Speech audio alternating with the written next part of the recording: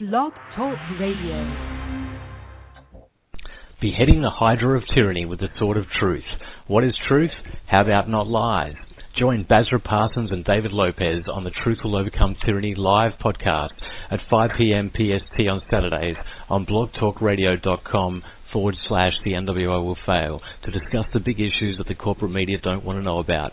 That's blogtalkradio.com/the NWO will fail. Also check out our website at truthwillovercometyranny.com because only truth can overcome tyranny. What we got to say, fight the power. What we got to say, fight the power. Come on. Illuminati Exposed Blog Talk Radio.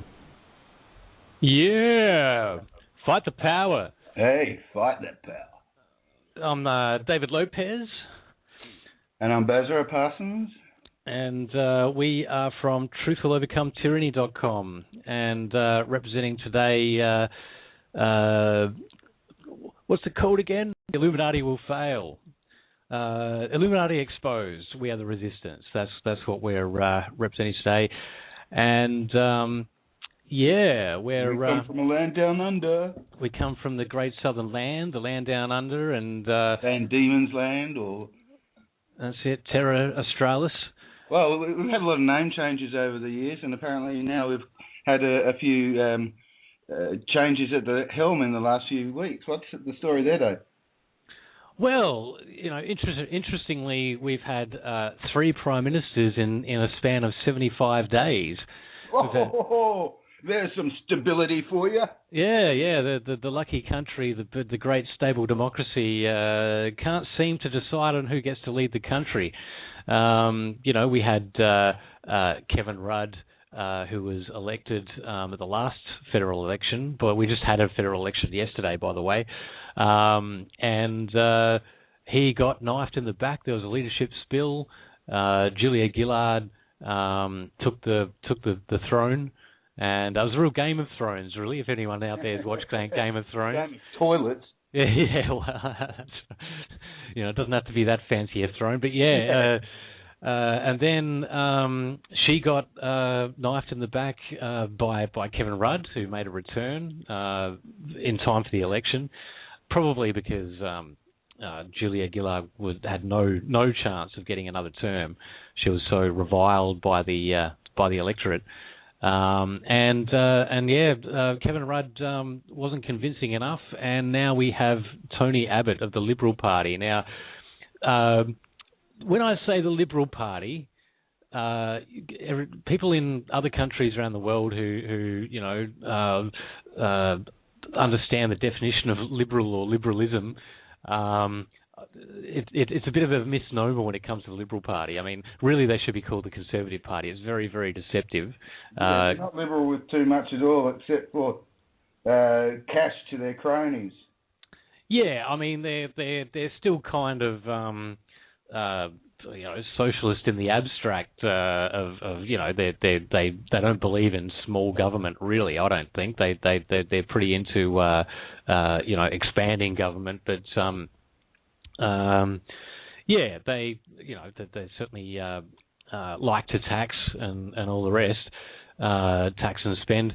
You know, I guess they're kind of fiscally conservative. They like to you know, slash you know, money in certain programs, but it doesn't mean they don't. Instead of fight. Yeah, and Tony Abbott really isn't an endearing fellow. I mean. Yeah, he's. I don't know. You know, as much as the mainstream media, like to paint Rudd as obnoxious. My goodness me. Oh my God! Well, and what about the campaign as well? Murdoch really getting on board with the Liberals. Like, I saw front page spreads of major Murdoch newspapers in Australia, putting you know, full page ads basically for Tony Abbott saying Australia needs Abbott and things like that. Did you see that picture of them in the sauna together? Oh, I didn't see that. I'm only kidding, mate. Oh, okay. Yeah, right. So, you know, Murdoch really got behind the Liberals in this campaign. which, I don't appreciate having advertorials, opinion pieces on the front page of major newspapers. What about invented polls for predicted programming? I think Clive Palmer is kind of rightly incensed about that, and last I heard, he was going to sue Mudrock. Yes, yeah, he was talking about, that Clive Palmer's an independent, stands on some relatively libertarian principles, but and a lot of cash. And a lot of cash. He's a billionaire, isn't he, or something? But yeah. He feels that Murdoch's been cooking the polls. Wouldn't be surprising considering he's putting front page ads for the Liberal Party on his newspapers. All that polling shit is just part of the politics anyway, Dave. Always has been. It's just predictive programming, yeah. Yeah, pretty much. It's telling people, how to think. Yeah, you're in a minority if you're not thinking this way. Yeah. Whether it's true or not, we don't know. I mean, they're private polls. There's nothing, there's not much checks and balances as far as all that goes. Have you got that little Larkin clip handy, Dave? I do. Yeah. So election day yesterday, and I have to say, big deal. The outcome either way is really neither here nor there in the big picture of things. The agenda moves forward. They tend to it's like a good cop, bad cop routine. Actually, I'm wondering if Tony will use that phrase himself, the moving forward thing that Julia used so much. Oh God, probably. It's people seem. It is a Masonic catchphrase. I hear it all through the media now that I spotted it years ago. Yep. Yeah, it's code for our agenda. A great leap forward, and their great plan and shit. Moving that forward. Absolutely. So I think this song by Larkin Rose really sums it all up to me as far as the whole voting thing goes. It's funny, like I go online and everywhere I go, I don't really watch TV, so I try to avoid that form of propaganda, but you go online and you still can't avoid the shit. And wherever I go, I got these ads from the Australian Electoral Commission basically telling me how precious my vote is and not to waste it and all this sort of stuff. Well, this is what I think about it. I'll just play this clip.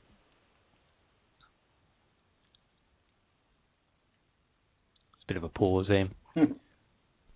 Hey, boys and girls, that important day is almost here, Election Day, and we're counting on you to do your duty and vote. Yeah, your vote is statistically irrelevant and won't change anything, but it's still important that you participate in the process. Of course, voting isn't going to do you any good. It never did, and it never will. You know that. But we still need you to participate in the pseudo-religious ritual called democracy. And here's why. You gotta vote to keep up the illusion that the people are in control. You gotta vote for one of two narcissistic megalomaniacs with no soul. You gotta vote so when they rob you blind, they can say it was with your consent. You gotta vote so that when they lie, cheat and steal, you think it's you they represent. Yeah, you gotta vote. I'm allowed to hide in a booth and press a button, and that makes me important. Worried that you're uninformed and know nothing about the candidates? Who cares? It doesn't matter which empty suit puppet you support. What matters is that you continue to legitimize your own subjugation and enslavement by playing the game. You see, voting lets your masters know that they can do whatever they want to you, and all you'll ever do is pathetically beg for mercy. So pointlessly obsess over elections while they extract from you every scrap of wealth, dignity, or freedom you had left. You gotta vote to keep up the illusion that the people are in control. You gotta vote for one of two narcissistic megalomaniacs with no soul. You gotta vote so when they rob you blind, they can say it was with your consent. You gotta vote so that when they try and rule the world, you'll think it's you they represent. Yeah, you gotta vote. Repeat after me, boys and girls. You gotta vote. Choosing between two slave masters is just as good as being free. You gotta vote. The politicians only want power so they can serve you. You gotta vote. If we didn't have them ruling us, we'd be killing and eating each other. You gotta vote. Extortion and thuggery are good things when they're called law. You gotta vote. Hey, they're elected, so they have the right to do anything they want to you. You gotta vote. People who blindly obey the state are noble, upstanding citizens. You gotta vote. People who disobey the politicians are criminals and terrorists. You gotta vote. If you don't vote, you can't complain. You gotta vote. If you're finally ready to accept the fact that your vote means nothing, and if you want to know what is needed to actually achieve freedom and justice, then you need to read The Most Dangerous Superstition, available at Amazon.com or LarkinRose.com. There's a nice plug at the end there. Good on him, though. You know, he's written that book, and I haven't read it yet. I still need to order it.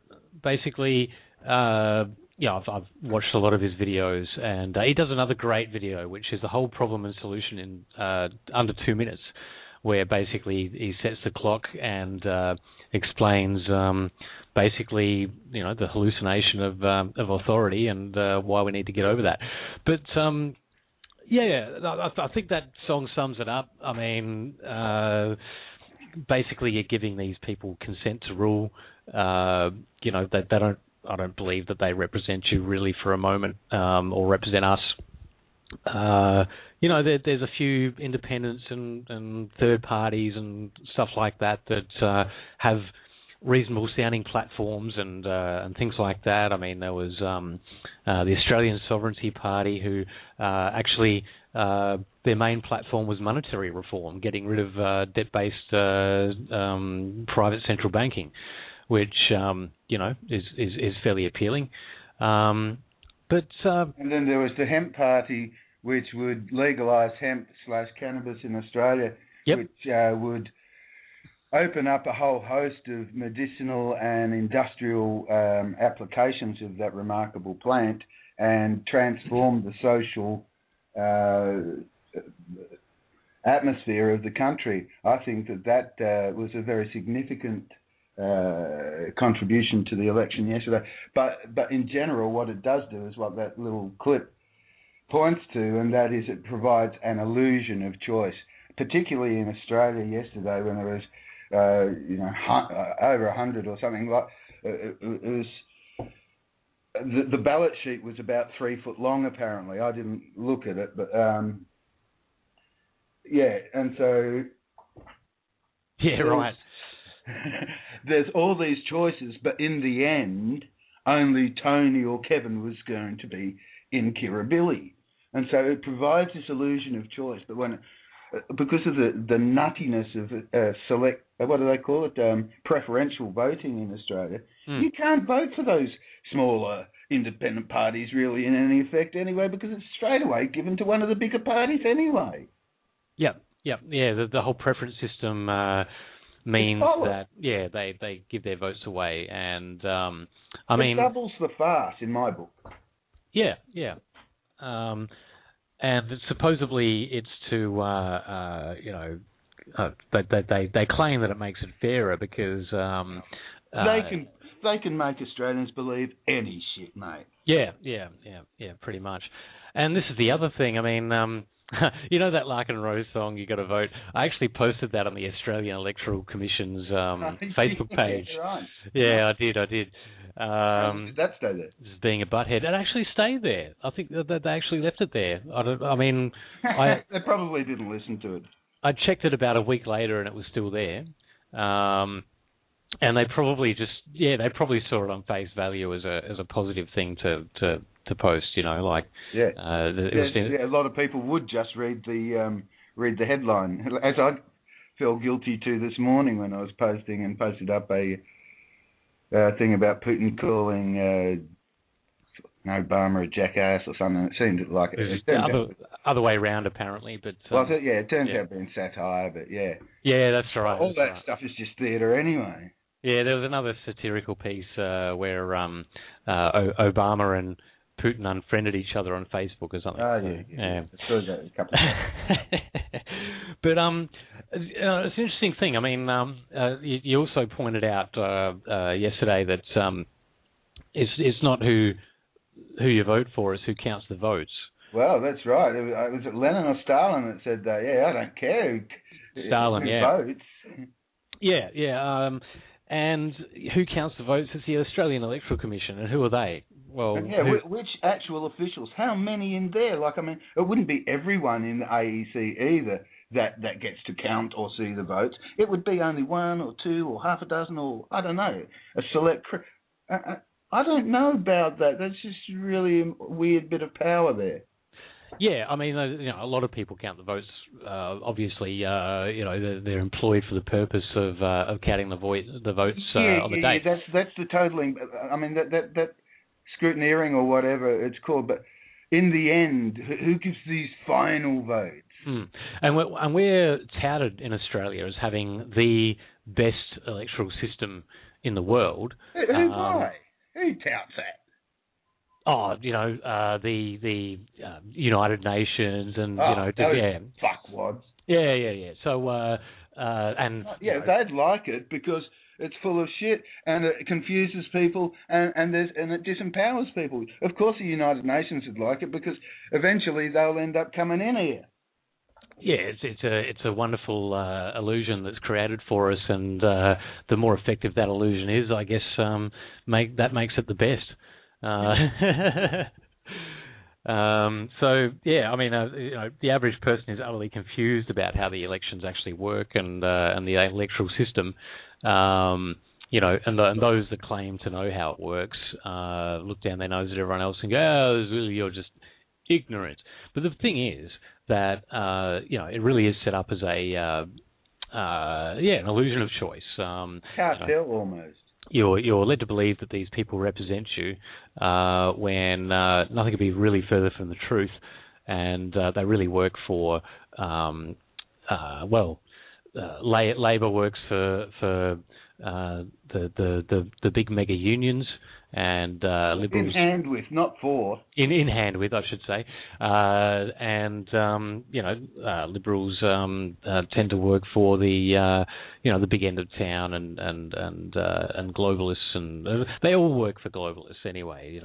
When it's all boiled down to it, mate, who owns the primary shares of all the multinational corporations and the international banks? Okay, well that's what it all boils down to.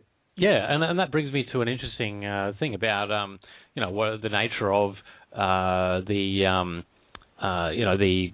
government we have, which is basically it's a corporation. It's a series of corporations in and of itself. They all the government departments have Australian business numbers, which you are required to register to have as a business. And they all have trademarks. They have copyright on trademarks. They don't really fall under the as entities under the Constitution. They don't follow that, and it's they don't even bring it into court anymore these days. There's been magistrates who have basically said, I will not have the Australian Constitution invoked in my court.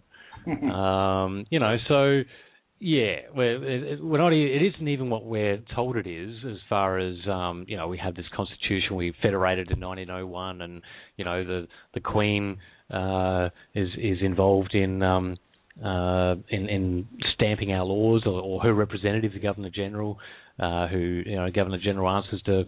Or is the Queen's representative and all that. It's just no longer the case anymore. It's all a corporation. And you know what I find really funny is when people tell me that we need government to protect us from the corporations. You know, I can't. The irony is not lost on me. Government is the corporation. Exactly, and the corporations are the legal product of government. I mean, they're a creation of government in the first place. Without government, you have no corporations. Well, it's the legal fiction of them being corporate persons. Exactly. So, you know, I find that whole line of argument very, you know, amusing on one hand and sad on the other. That people actually, you know, flee into the arms of, you know, an oppressive government to protect them from, you know, these legal fictions that are a creation of government in the first place. But anyway, yeah, what can I say? Well, it's like a room of mirrors, mate. Or it's like being like Stockholm syndrome type thing. They traumatise us so much with their bullshit for so long. Yeah. So we get this celebration every 3 or 4 years where we get the illusion of choice and all this nice bits of paper and hot dogs and stuff, and everyone's smiling and waving at each other, and then the next day we're left with what? A new guy at the helm, the third, as you say, in 75 days. The old captain has left the ship entirely. Apparently he wasn't even going to play anymore, so there's not even any opposition. So we've gone from too many cooks in the kitchen and nobody knowing what's going on to an autocrat all of a sudden who isn't accountable to anyone because he's in charge. Yeah, and the stage has been set for, you know, a real tyrant to start doing some very tyrannical things. I mean, look at what Labor's done. You know, so many just really criminal things. Like they set up to confiscate money out of people's bank accounts. You know, if they have less than, if they've not touched their bank account in, say, I think it's 3 years, yeah? They'll just snatch it. It's already happened to some. It has already happened to some. A woman lost more than $100,000 out of her bank account that way, and there's been a few other cases with. But just like Obama not prosecuting Bush and Cheney, etc., for 9/11, or at least organising another inquiry to get to the bottom of the matter. The same thing. Abbott won't do anything about the previous administration. He'll just be happy to have the reins and the power, and that'll be that. Yeah, and interestingly, Julia Gillard's under criminal investigation for fraud. She's also in hiding, I think. Right. Yep. And Kevin Rudd, the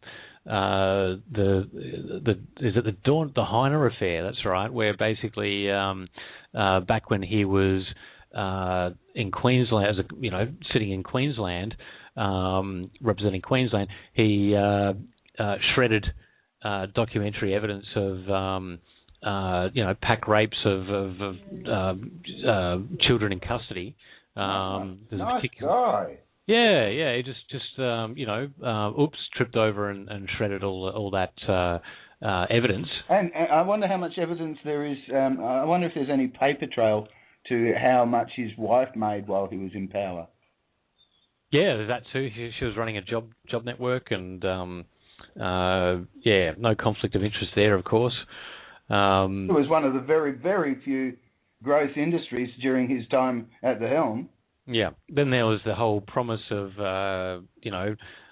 we won't bring in a carbon tax. Well, guess what? Just turned around and did it, brought it in. Then Kevin comes in and says, "Oh, look, guys, it's okay. I'm gonna get rid of the carbon tax." But what he really meant was he's going to follow the plan that was set out in the first place, which was to change it to a market mechanism, basically a carbon trading scheme, market-based, enforced by law, of course, tied to the EU. So the EU's not exactly proving itself very successful over there with their carbon trading. Another Trojan horse, isn't it? They pretended for years that, oh no, there's not going to be any European Union, and they were working at it year by year by year by year until they said, here it is. Yeah, exactly, and that's how it works. You know, they do all this stuff by stealth. They just lie to your face, tell you you're crazy. You know, if you question what they're doing, what they're half openly doing, but denying at the same time. That's how this Fabian socialism works. It's you're crazy if you question it or think it's sinister or anything like that, and then all of a sudden, surprise, surprise, we're doing this all along. My sheep suit is a sheep suit. That's right. I'm saying you're a wolf in sheep's freaking clothing. Yeah, that's right. as is the. How dare you? Remember Clinton saying that when someone pointed out about 9/11? Oh, how dare you? Yeah. That's a good one, isn't it? A good defence. How dare you? Feigned outrage. That's not very gentlemanly of you to call me out as a fraud. Yeah. You're supposed to just go oakley. So that's how that's politics, folks. I mean, this is the thing. This is how I characterise the left parties of the right parties. The left parties of the fox, the right parties of the wolf. The wolf says it's going to eat you. The fox pretends to be your friend and invites you over and gets you all alone and then eats you basically. Anyway, so like many have said over the years that left and right are just wings attached to the same bird. I've called a vulture. Yeah. That's right. So pretty much the left-right, paradigm. If you go to uni and you do political science and all that, you're taught that you got left and right wings of politics or a spectrum, and at one end is communism on the left, and on the other end is fascism on the right, and somewhere in between is reasonable, more reasonable sort of philosophy, and it's bullshit. It's complete and utter crap. You're being sold a lie if you buy into all of that, and it turns politics into a team sports. Hey, my team won.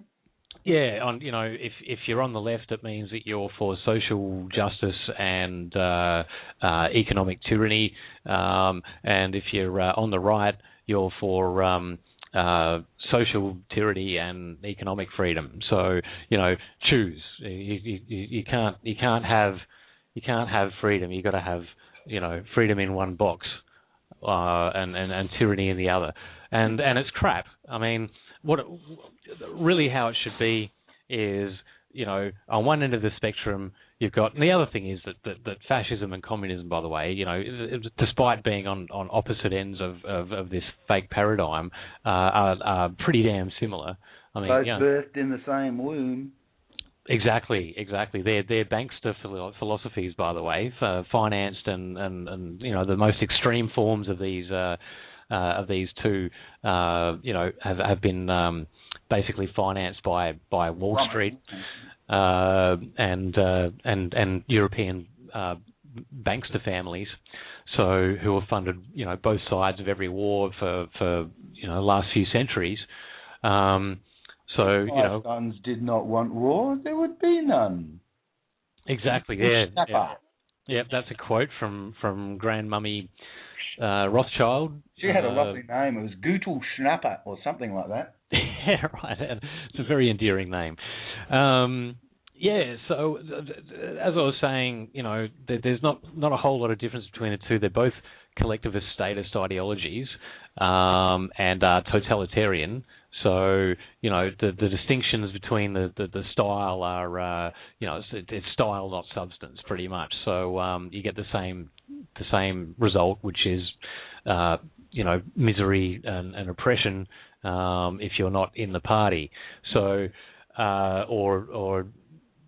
So the spectrum really is on one end you've got totalitarianism, where government controls every single aspect of your life and can snuff you out at the drop of a dime, because you belong to the state, you don't own yourself in any way, shape or form, and then you've got freedom on the other end, or absence of government, or some would say anarchy or whatever. Yeah, complete anarchy.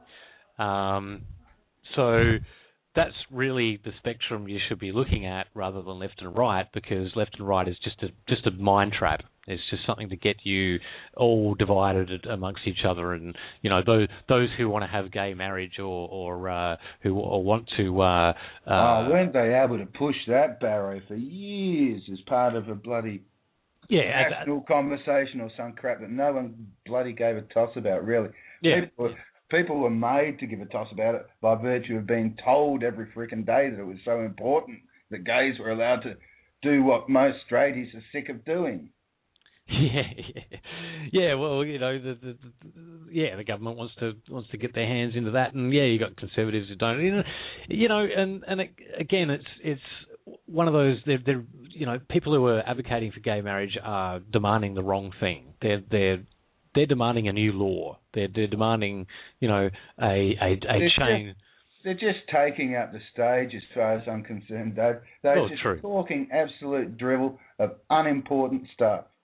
Yeah, and look, it might be important for some, but the thing is that in the scheme of things, it is just such a minor issue. Oh, it is.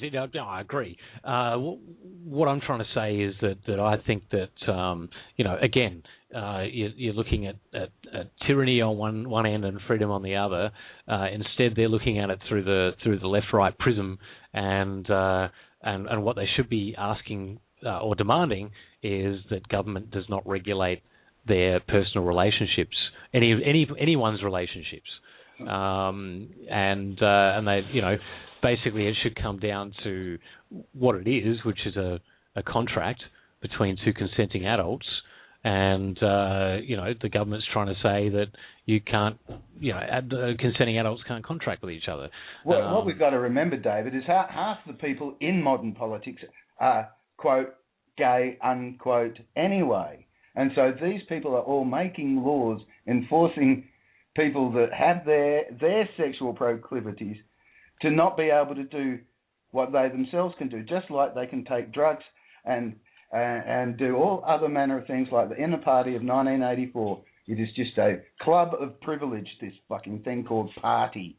Yep. Yeah. True. And this is something that I, being a libertarian anarchist guy, I discuss things with with other libertarians and anarchists, and what's the difference between a libertarian and an anarchist? 2 or 3 election cycles if you're paying attention. But anyway, we get into these things like oh God. I just lost my train of thought. Someone banged the door or something. But anyway. Sorry. Well, I'm just thinking we should give our website a plug while we're distracted. Yep. For sure. It's www.truthwillovercometyranny.com. We post our episodes up there as well of the podcast, which in the form of a YouTube video. You can. And we've got some great shirts and caps for sale, and we'll be diversifying into other areas of merchandise.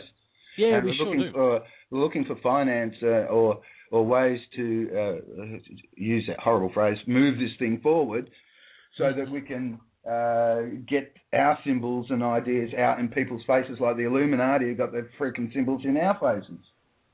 Yep. That's right. Well, our logos and truth will overcome tyranny. Exactly. Yeah, that's the message we want to get out there. That's why we called ourselves, our website, Truth Will Overcome Tyranny, because it's true. I think that the more aware people are of the chronology and the scams that are run on us every day, the less susceptible people are going to be to fall for it. And that's the key. Yesterday when I got back from Perth, I went downtown and had some lunch at my favourite place for eating in Bunbury. And I ordered a veggie lasagna and some broccoli side salad and went to sit down.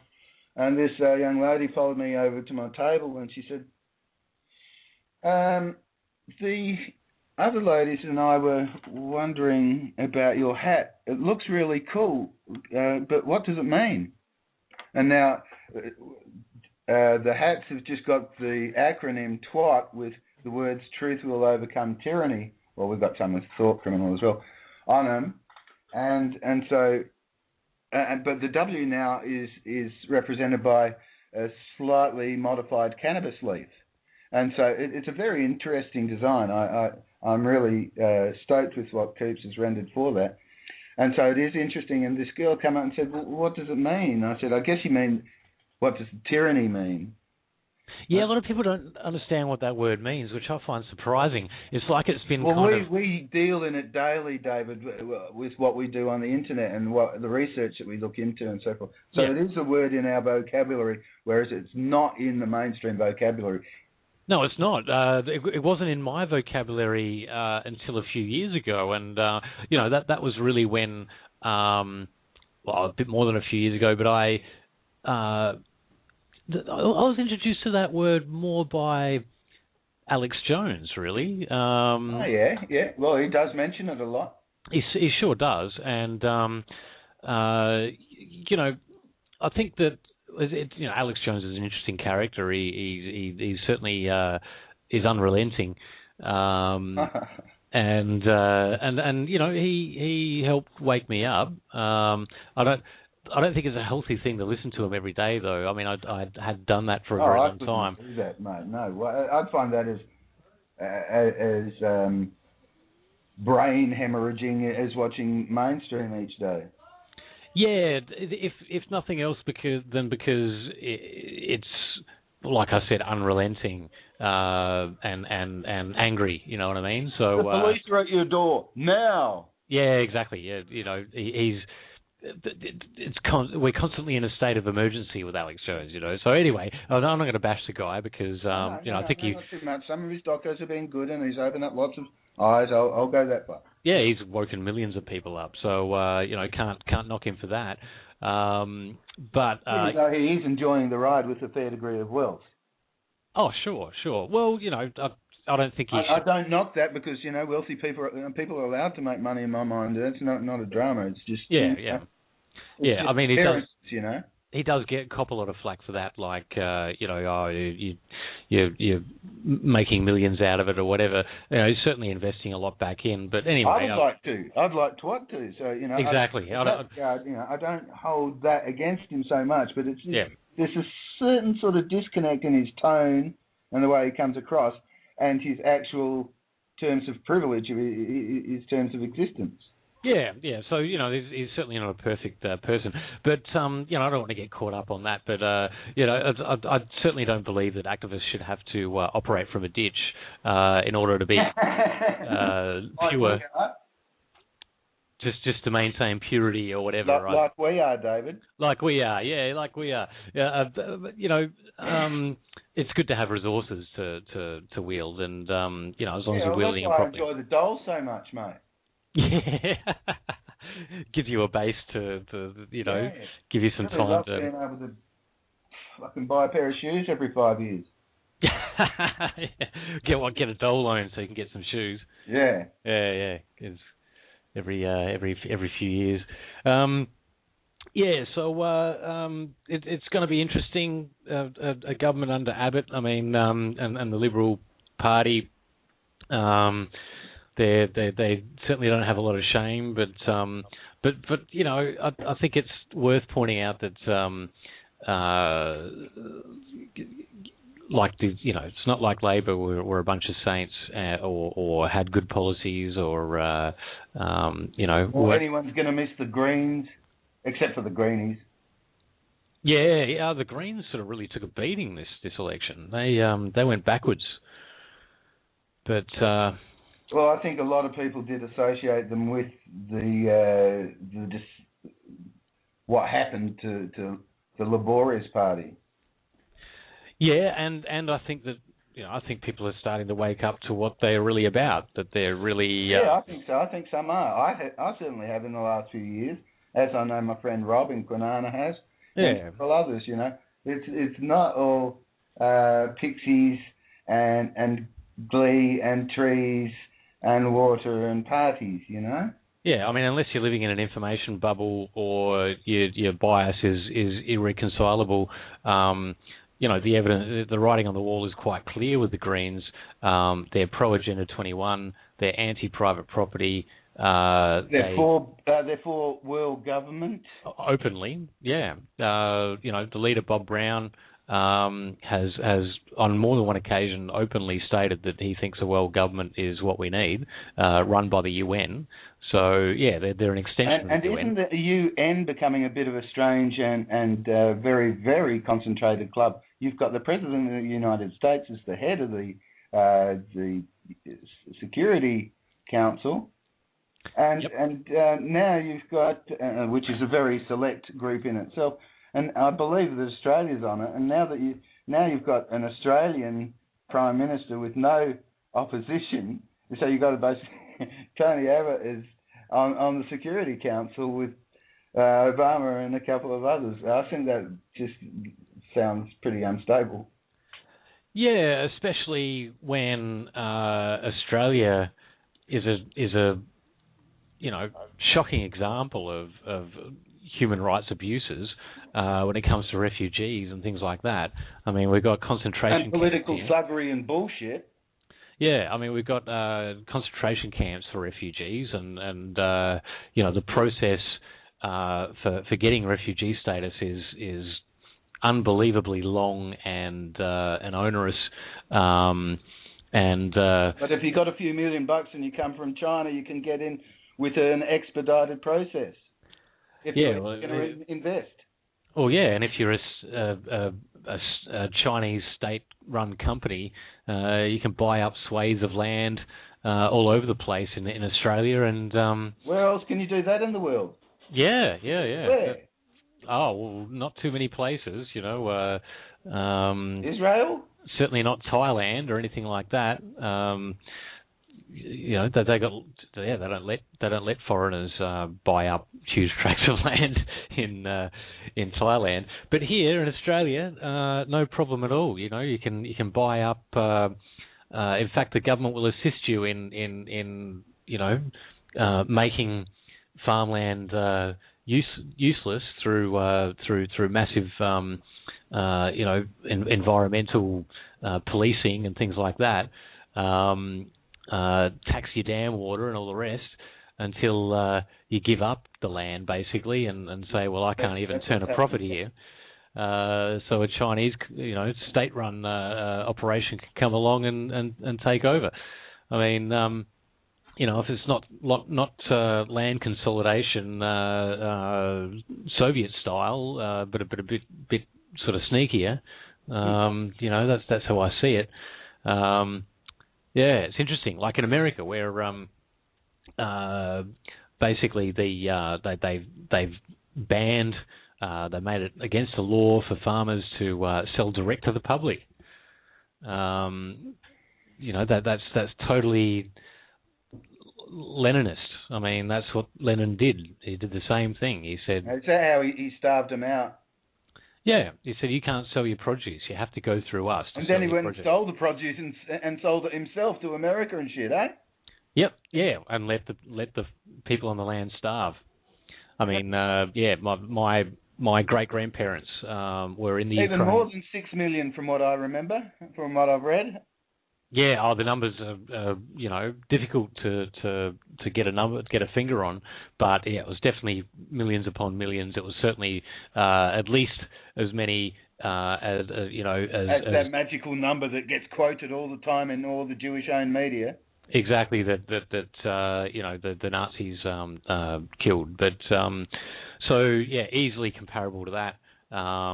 Same thing with Mao's Great Leap Forward, Cultural Revolution, even more than those in the Ukraine and Russia died of the malfeasance of Mao. But financed Pol Pot? Exactly. Yeah. And Trotsky. Yeah. So it's all you look behind the curtain and you see a bankster every time. And quite often a bankster that's changed his name. And Trotsky was a real Bronstein. Yep. Oh, we've got a call in. We haven't given out the number actually, and I'll give it out now. Do that now, then, Dave. Yeah, I'm not even looking at it to tell the truth. So yeah, we'll take this caller and tell the numbers. Sure. Yeah. The number, by the way, is 646-595-4861 if you're in the States or Canada. Also, you can go to blogtalkradio.com/the NWO will fail, and there's a Skype button. You can actually get in on Skype. That's worldwide. So we'll just take this call. Hello. Caller. Hello there. How is my sound okay? The sound's great. You're coming through fine. Okay, thank you. Shouts out there, and hello to Australia out there. Yeah, thank you. Yeah, where are you calling from? I'm calling from state of Colorado, up in Pueblo, Colorado, about 100 miles south of Denver. Nice. Oh yeah, in the Rockies there. Or? Yeah, yes sir. Yeah, yes sir. Up in the Rockies. I just wanted to what was your name, bro? mention. What's that? Sorry, what was your name? Sorry. Oh, I'm Thomas. I'm a first-time listener. Just seen your show. And cool. Oh, thanks for listening. And I noticed it was called what? Because I want to stay on the topic here. I noticed is the topic. Is your radio show to expose the Illuminati? Yep. Yep, that's the agenda. Okay, because I want to stay on the topic here. I was just wondering, I see a lot of people. I listen to a lot of different radio talk shows. And a lot of people they use the term Illuminati, or they use the term Illuminati, but I don't think a lot of people understand. Do you know who exactly the Illuminati is? Well, they don't go around with name plaques on them, Thomas. But I know that there's I don't know. The super elite. We're not going to see them. They're not going to get down the street with, Illuminati name tags on them. Hmm. Yeah, I see it as a. Sorry, go on, Thomas. I'll pin the tail on the donkey, and I'll tell you exactly who the Illuminati is. The Illuminati is your Vatican. In fact, there's a book. There's a book on this. There's a book written by R.W. Thompson, and the name of the book is Footprints of the Jesuits. Aha. Yes. Okay. And it's true history that's taking place. Remember, I'm sure a lot of people may have heard of the Inquisition. When they burned a lot of people by the stake, burned them alive and stuff like the Inquisition. Yes, Thomas. Yeah, we all heard about it. It was quite a long time ago. Well, it's still going.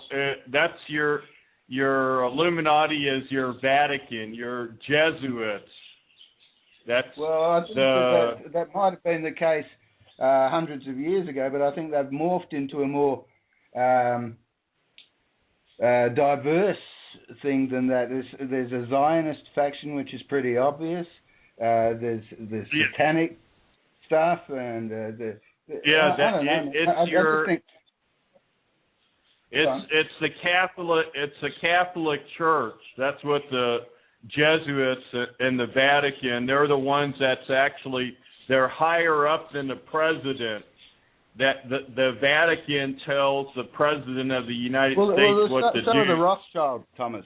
The Rothschilds are higher up than the President too. So Yeah, actually, United States is actually a corporation. United States never won the Revolutionary War, which makes the Constitution null and void. That makes United States, Australia, and Canada Australia, United States, and Canada are all colonies of England. We still belong to England today. Yep. And how do they dominate us? It's through the money power and central banking. Which is the Rothschilds, who set the gold price each day, and also are the bankers or banksters for both the royal family and the Vatican. Yep. So and the Vatican is controlling all these Luciferian wars, which is just killing, slaughter. Because that's why I'm anti-military. I'm anti-government. I'm against wars. We don't need all these wars. They want to take down all the countries to get their Vatican New World Order system, so everybody will bow down to the beast system, and your beast system, which is your Vatican. That's why another thing, your symbolism in Rome, it looks just like in Washington D.C. You know how they have that same symbol that like the Washington Monument, and it looks very, the obelisk. Yes, sir. It looks a lot. It's satanic. It's a lot of satanic Illuminati symbols. Same symbolism in Rome as it is in Washington D.C.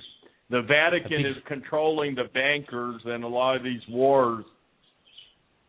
Okay. I don't think that there's a whole lot of proof for that, Thomas, but I do know that you're right that the Vatican has a lot of corruption in it and a lot of a part to play in the tyranny, the organised tyranny that is going on throughout the world today. And the NWO, they're certainly partners in crime and all of that. We've got these city-states, one in Rome, the other in the District of Columbia in Washington, D.C., and the City of London, which have their own jurisdictions. They are their own sovereign entities within these countries, and they have their own law, basically, and that's where they prosecute their financial crimes and others. It's basically you have this thing called the Trilateral Commission and things like that. That's what that represents is those three city states within states that basically push this. They're the nerve centers of this new world order. Yeah, they're infiltrating a lot of the 501c3 churches here in the United States. A lot of the Jesuits are, and the Vatican. A lot of people don't know about this. I posted a YouTube video in my blog. If you type in YouTube and you search for Vatican created Islam, that's what they did. That's how corrupt the Vatican is. The Vatican created Islam. I haven't heard that. That's interesting. Stop you there, mate. This is all conjecture, and as much as you didn't want to get off track, I think that we are.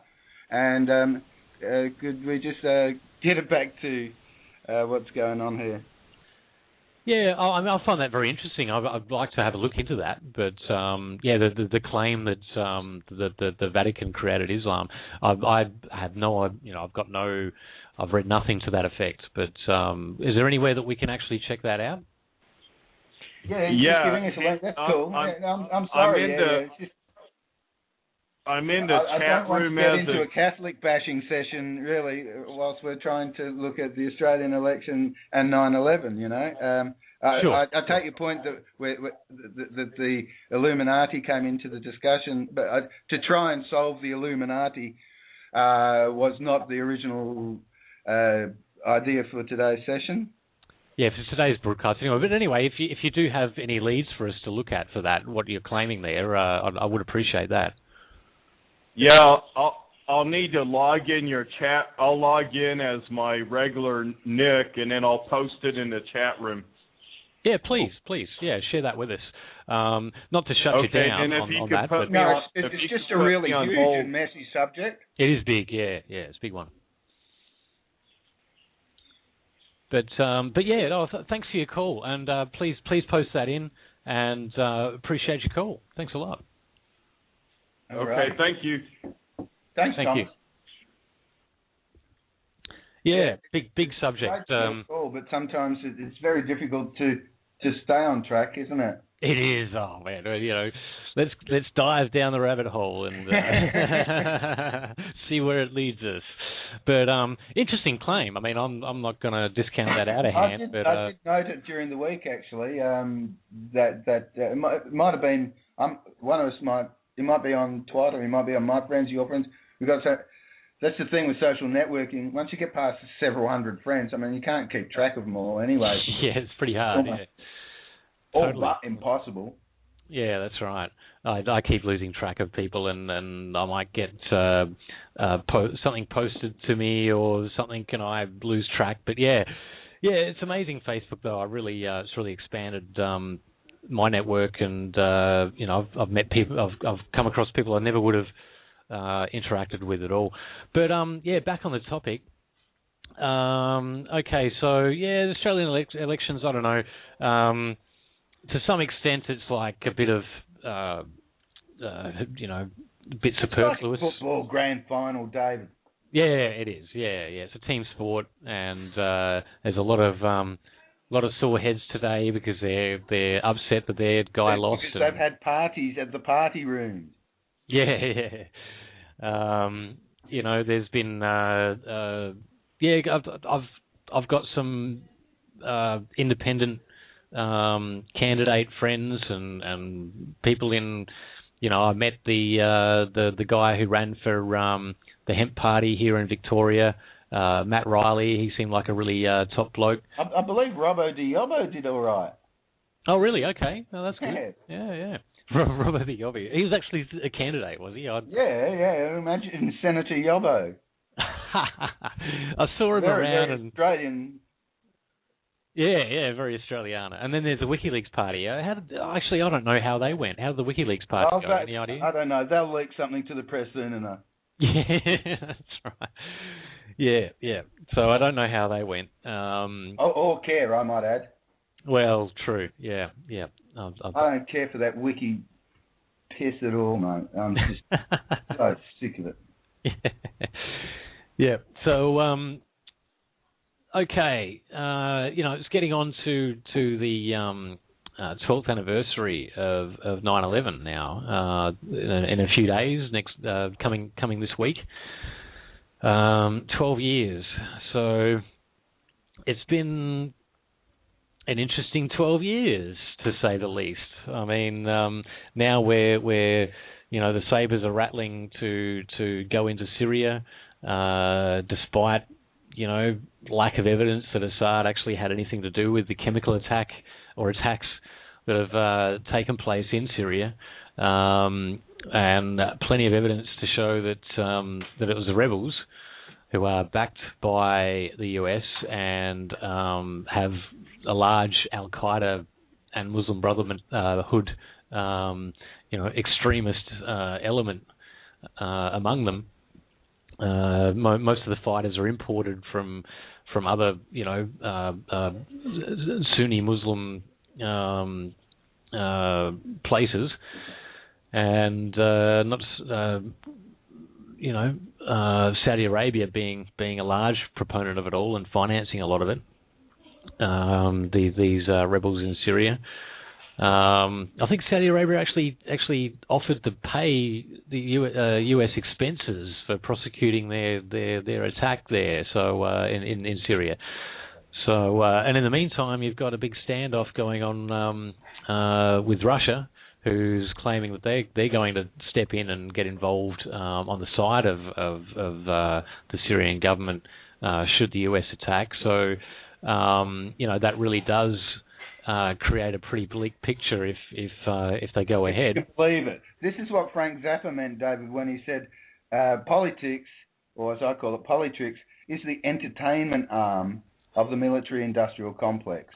This is all just theatre, man. Yep. I don't know what's really going on, but these turds are actors. They're following scripts. I don't know exactly who's writing them. Sure, they may be. It might be the Jesuit general, or it might be, Nathan Rothschild. Or, I don't know who the hell it is, but they are not the originators of what they are saying. Yep. So we got that link in the chat room, which I'll definitely take a look at later. That's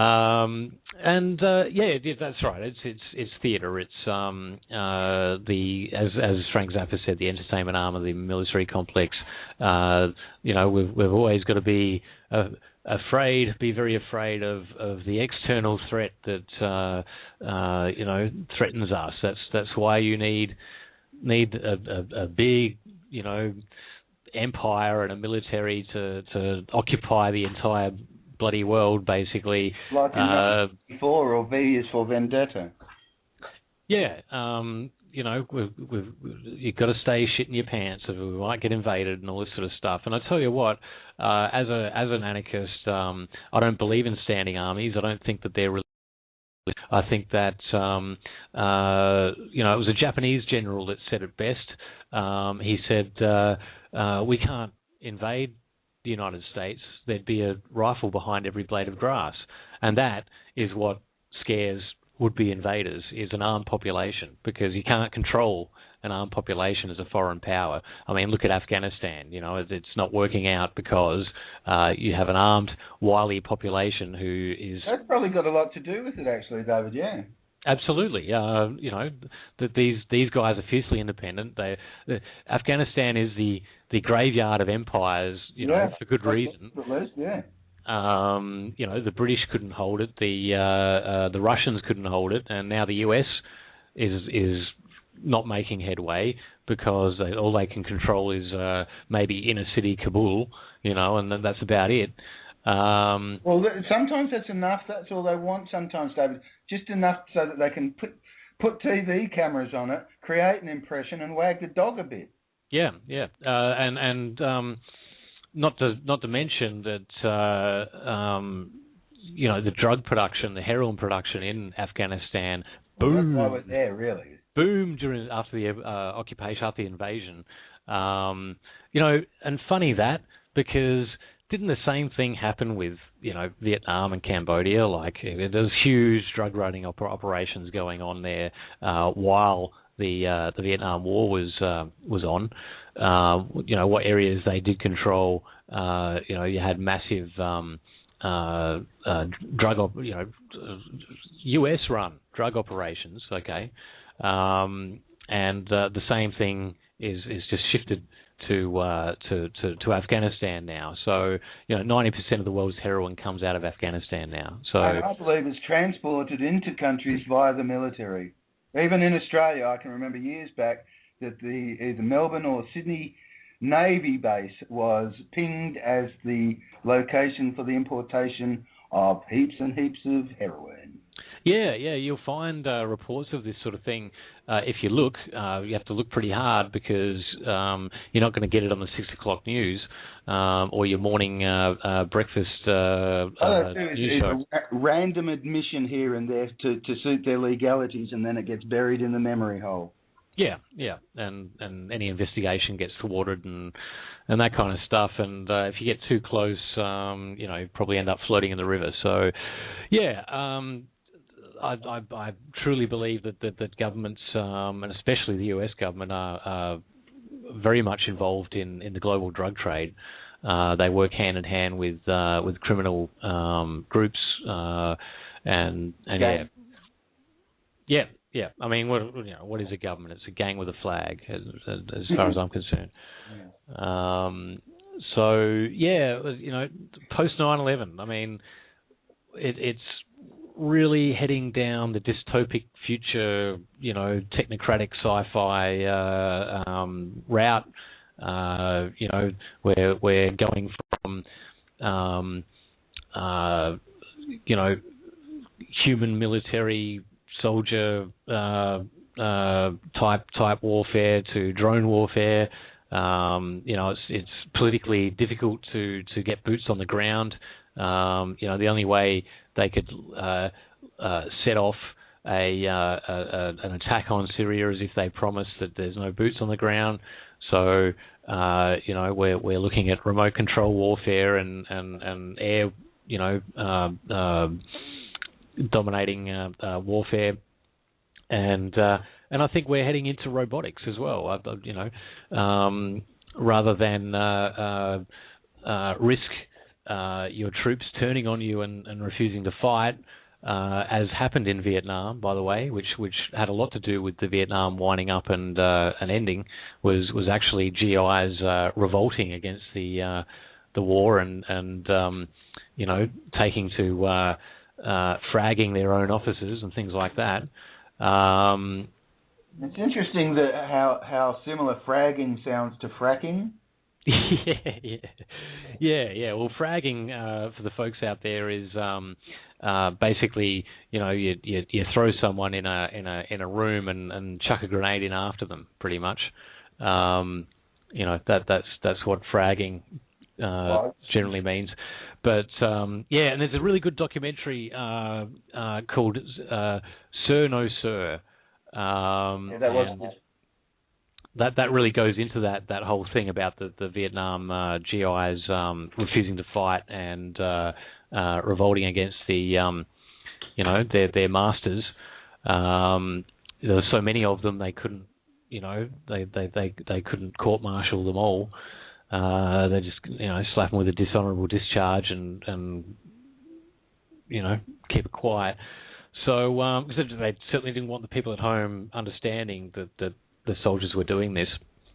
So yes, 9/11 was a pretext for the so-called war on terror that we've been awash in ever since.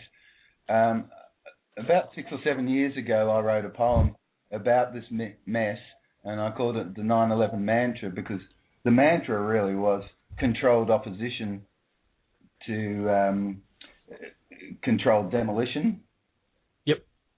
And that's basically what we got. We got the media and the government in hand saying, "You did not see what you saw."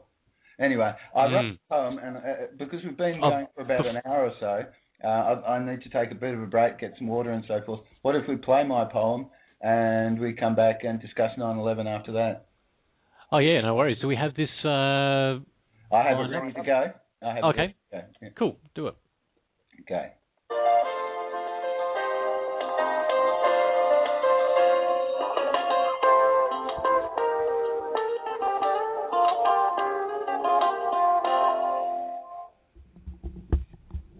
I was minding my own business on the way home from work, I guess, feeling happy until I heard the news jerk, introducing the war of terror.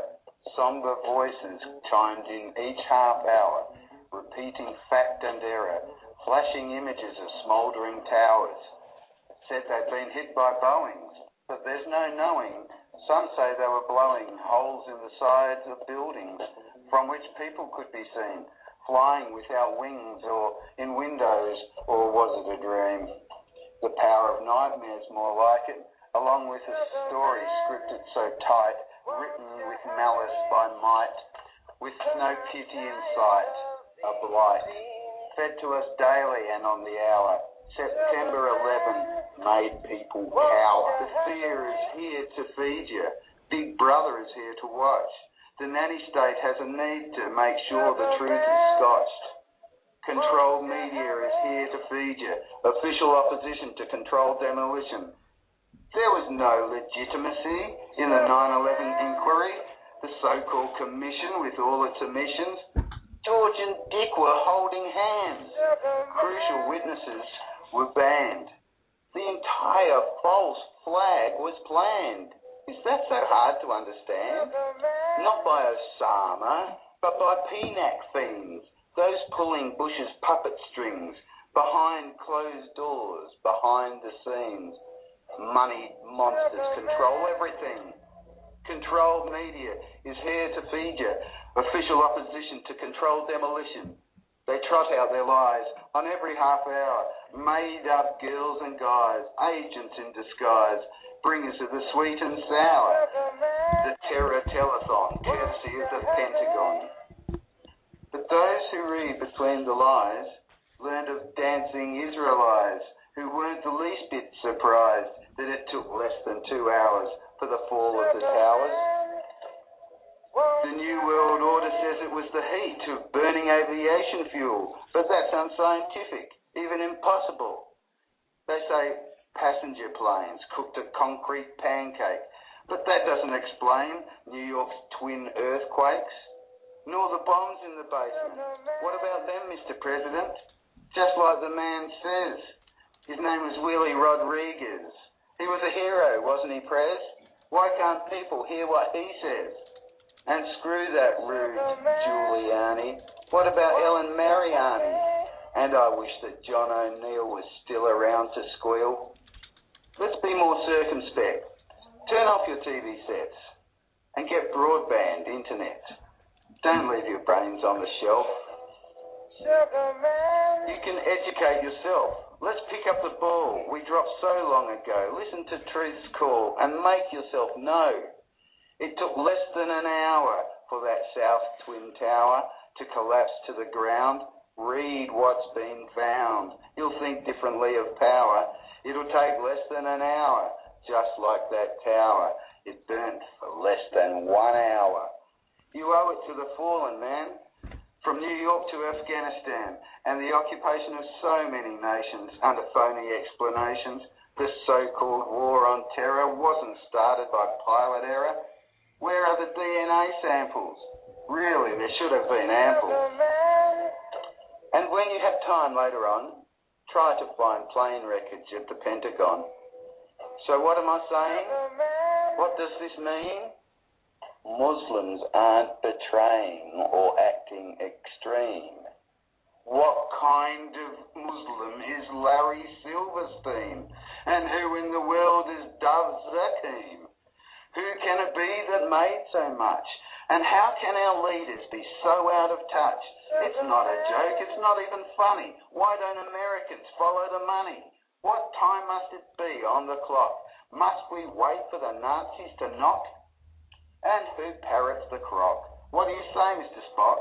Names like Rupert Murdoch on secret telephones with Rothstein or Redstone?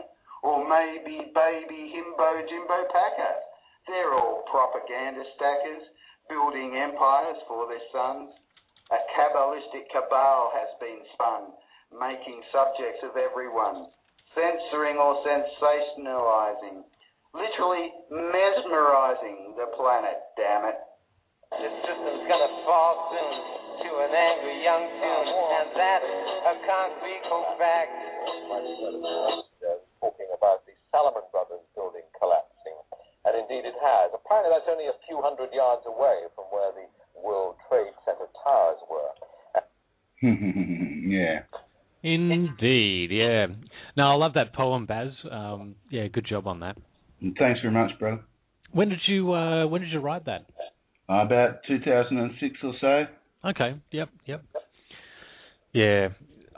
So post 9/11 world. I mean, I've brought it up in a previous episode that basically the PNAC documents, which importantly were basically brought over from an Israeli document called the Clean Break.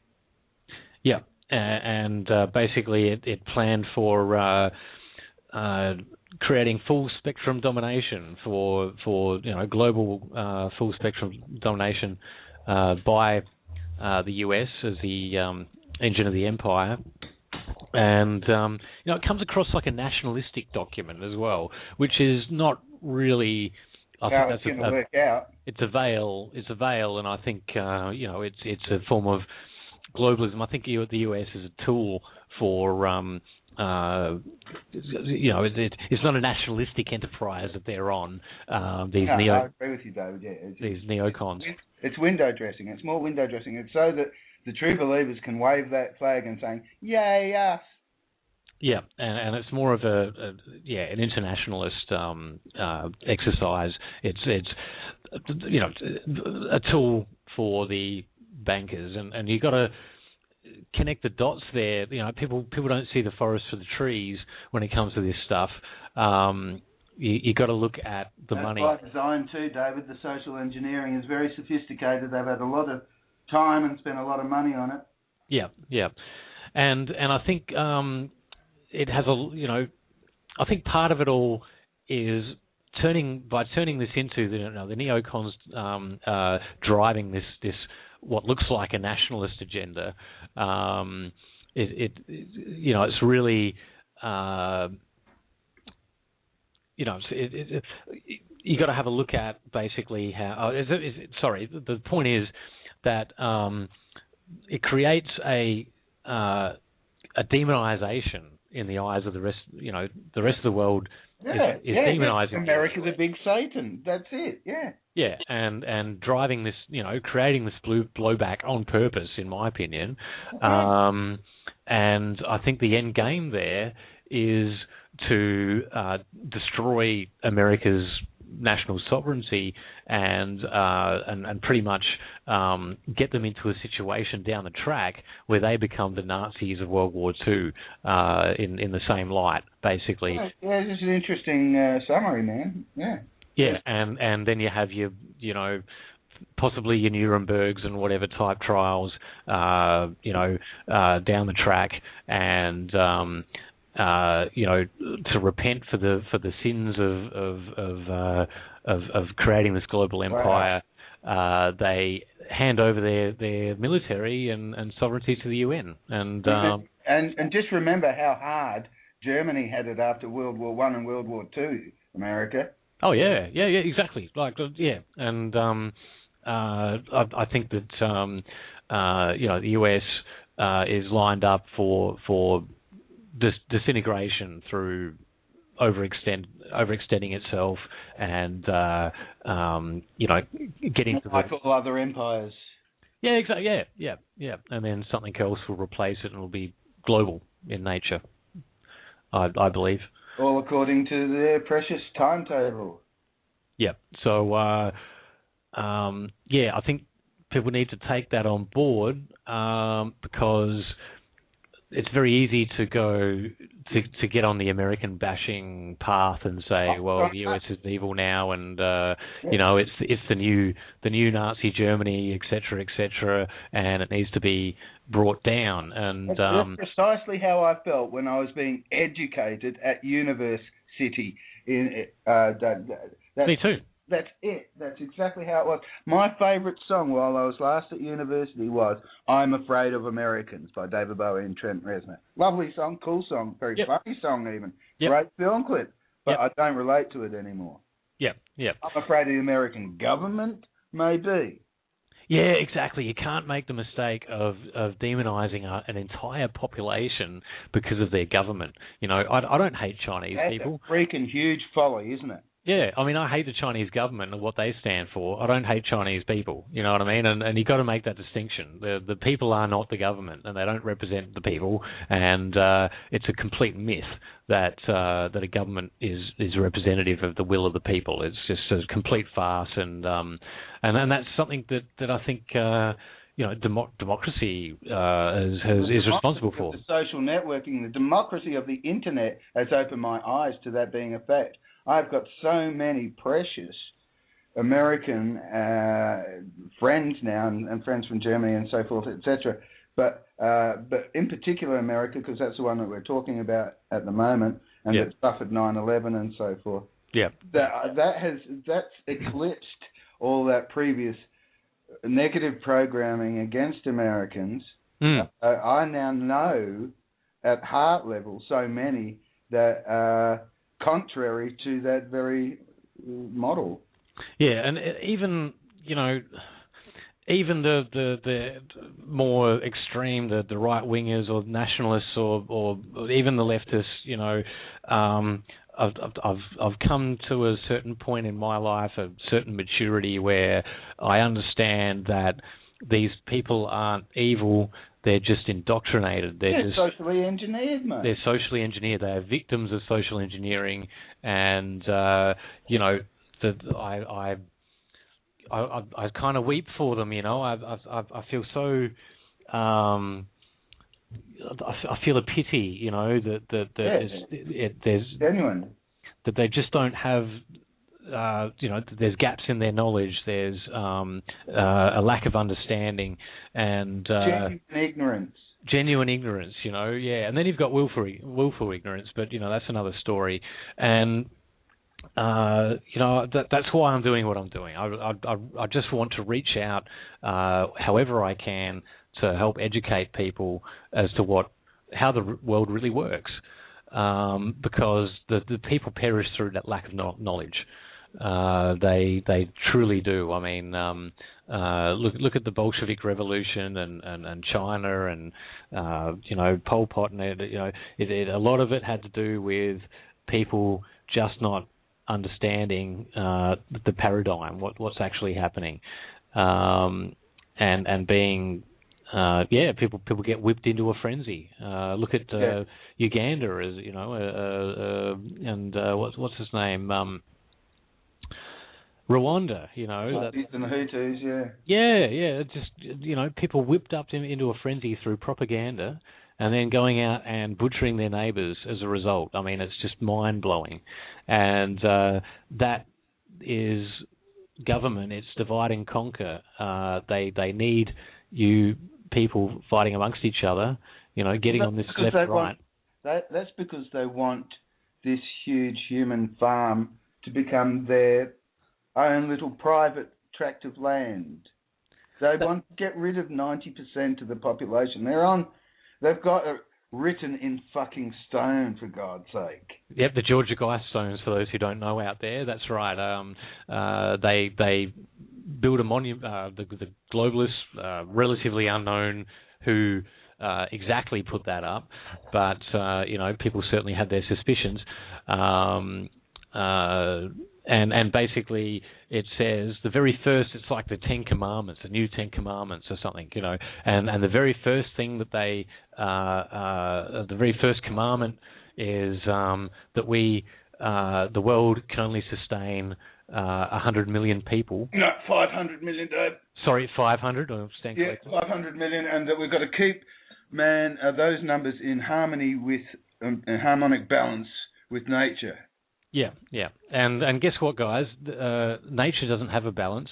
Nature itself is in constant flux. It's constantly changing, and it's quite chaotic. But in any case, the Earth doesn't work in a computer model. It's not something that you can model on a computer and say this is how nature works. It ain't that simple, folks. The Masons think that they can make it better, Yeah. Perfect that which was left imperfect, as they are quoted as saying. Yeah. So that's the Georgia Guidestones, and how many people are there on the planet? About 6, getting on 7 billion. That's correct. The maths of the matter is that they want over 90% of the population dead, vanquished, out of their way. Useless eaters is a term that comes to mind. Yeah, and there's no nice way to bring a population down to that extent. I mean, and this is the thing, these global elites really have a huge disdain for their fellow man. They feel that generally, and from reading their own documents and writings from big globalists, the Huxleys and so forth. Complex. Yeah, but they feel that they should be running society to their benefit. And they, basically, like you said, it's like a big farm. It's a global plantation mentality, and where the slaves on that plantation, where the they cattle don't have the need for as many slaves as they once did because of the technology that they now have. Yeah, I mean, like I said, replacing human military with robots and drones and that kind of stuff. That's they don't want the hassle of actually having to convince you that the war is a just thing. It's getting too difficult with so many. That might be the element of the population explosion that bothers them the most. That there's going to be soon enough that 100th monkey. Yeah, and people are gonna and we're a threat. Basically, free humanity is a massive threat to their control grid. People thinking independently, critical thinkers, people who value freedom and strive towards it. And it's gaining momentum. I want another TWOT shirt. Actually, I want another TWOT slogan saying, "Are you the 100th monkey?" Yeah, it's a good one. Good one. Yeah. I was quite proud of coining the thought criminal cap idea. Yeah, we've used that really well. That looks great on the caps, with the TWOT logo with it too. Yeah. I mean, I made one. I got one custom made, just thought criminal in yellow. Yeah, a long time ago. I got it custom made, and it had a bit of impact. There were those who got it, and those that went, "What are you talking about, thought criminal?" Which opened up the conversation of, "Well, have you read 1984?" And "Oh no, well, yeah, that's probably why you don't understand, and you should read it." And freedom is the ability to say 2 + 2 = 4. If it's the freedom to tell the truth, to power. Exactly. I mean, they're just out there, trying to convince us that the 2 + 2 = 5. And it's not acceptable for you to turn around and say that 2 + 2 = 4 to them. It's just you can't ask why. Stop asking why. It's like us in Australia not being able to say, well, but all those guys are corrupt that you want us to vote for. Yeah, exactly. Well, guess what? I don't want to vote for any of them. No, that's not an option. Yeah. And for the folks who don't know out there in Australia, voting is mandatory. If you don't vote, you get a fine. Like if they you're fine if you do and fined if you don't. Yeah. So they demand your participation in the electoral process. Some people say that's a good thing. I think it's disgusting because to me it's desperate. It's desperate for legitimacy. I think that to me it's an admission, David, that if it wasn't legal if it wasn't a law about it, most Aussies wouldn't even go. Yeah, and then know that, and then their legitimacy would crumble because hardly anybody's even participating in their process. Yes. So that scares the absolute hell out of them. The country is full of window dressing for the big minds, and all of the selections are massive exercises in rearranging the dummies in the window dressing. Yep. Yeah. So it's amazing, and what I find interesting about despicable really about the post 9/11 world is the fear factor is exponentially increased. We've got the forever war on terror now, and it really is an Orwellian concept. And another fake president comes out and runs his whole campaign on the words of hope and so forth, and so then they have 4 or 8 years with a guy that completely abandons them, and so the guy that was going to give them hope has just basically become hopeless. Yeah. And so that's more neuro-linguistic programming just right there, just wiping the word hope out from the human consciousness. Yeah, and it's a real triumph of style over substance with the Obama campaign. I thought that was incredible, just how much, like he said, came across co-opted the whole anti-war movement. Hang on, Dave. There's a few women fainting outside here. How much did you pay him to faint? But anyway,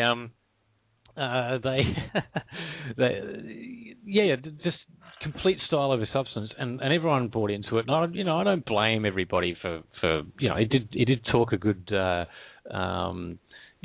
a good fight or whatever. It absolutely does not walk the two walk. options, man. Yeah, they give him two options, and he was the hope and change guy, and a black man. Was hats off to America for voting in a black man. The great black hope. Yeah, and I applaud America for wanting to give it a try, sort of thing. Yeah, not overcoming whatever prejudices or whatever would existed before that would have prevented that from even being an option. But look, okay, we've done that, and that milestone's been passed. But I'm sorry, you were duped. So absolutely, he's not a man of substance. He's a complete and utter used car salesman extraordinaire, bullshit artist, and it's like the poster says. Martin Luther King said, "I have a dream." Obama says, "I have a drone." Yeah, and anything looked better than Bush, I've got to admit, Yeah, that's a good point too. And that was deliberate as well. Yeah, and a lot of the time that his buffoonery was scripted too. I think, looking back on it. So I think he was meant to be painted as a bit of a clown, a neocon clown. Yeah, that's right. And he played that part well, and it just set the people up for Obama, really, and well, Obama was an insider right from. We can see that now, Absolutely, He was the senator who caved in the recount back in 2004. He was the last one that said that basically said, no, we're not going to have a recount. George Bush is the legitimate thing, and he was a Democrat basically that crossed the floor in that. Wow. Okay, I didn't know about that, but he admits that in his probably ghost-written autobiography, The Audacity of Hope. Yeah. Right. Yeah. So and I think the point is that America can at large put it to bed that they're an inherently racist country. I think that of course there's always going to be racism around, and that's not going to go away altogether anytime soon. But we've certainly come a long way. Not with the media and the social engineers got anything to do with it, anyway. Yeah, well, they'll keep on race baiting, don't you worry. But it's time to realise that federal politics is a puppet show. It's not just America; it's everywhere. It's a puppet show, and you are not actually choosing. Jack shit. You're not choosing anything. You're being corralled into voting a certain way. Just being manipulated, and the agenda stays the same. You get in the pig pen or the duck pond. Yeah, and whether it's the left jackboot or the right jackboot, it's still a jackboot on your neck, basically. Even if you think it's your team, they're screwing you anyway through every way, which way to Sunday. So you just got to get real, folks, and realise it's an illusion. You're being conned. It all runs on connology. Political power is the worst kind of power out there. It attracts sociopaths. It attracts people with very low moral scruples. Exactly. Well, the people who call themselves government suspend morality for themselves and hold everyone else to those ultra high standards. We should all be held to the same standards of morality, and giving government a free pass to steal, murder, and coerce people against their will. It just doesn't cut it. guys. Like we've got to get over that. We've got to realise that we should not have two sets of rules. We do have two sets of rules. They give themselves, every exemption from every moral standard, objective moral standard, by the way. When you're talking about morality, I'm not talking about, whether you eat meat on Sunday or anything like that. I'm talking about the real stuff that really matters. You don't initiate force on your fellow human beings. And again, I'm not talking about self-defense. I think that's justified. Symbolically, David, I've narrowed it down to the law as it stands today is symbolically represented as a taser to the poor and a rubber stamp for the rich. Yeah, definitely. That sums it up nicely. We've got to really take stock of what is right and what is wrong, and stop sort of this relative ethics sort of thing, where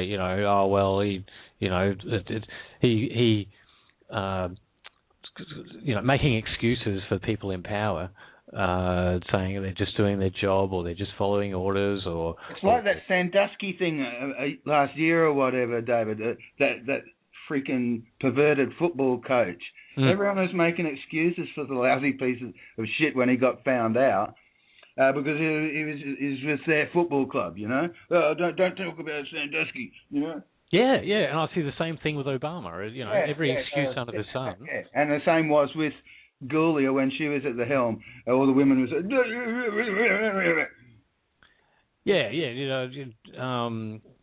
And then don't like it because she's a woman. Exactly, you're a misogynist if you don't like Julia. You're a racist if you don't like Obama. All that kind of stuff. It's just pathetic. And people need to get with reality.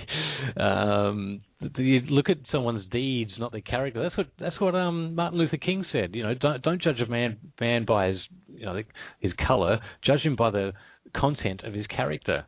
Yeah, that's more like it. Yeah, you got it right. Yeah.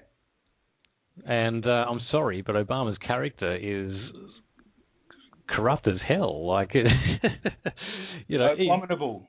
Abominable. Abominable.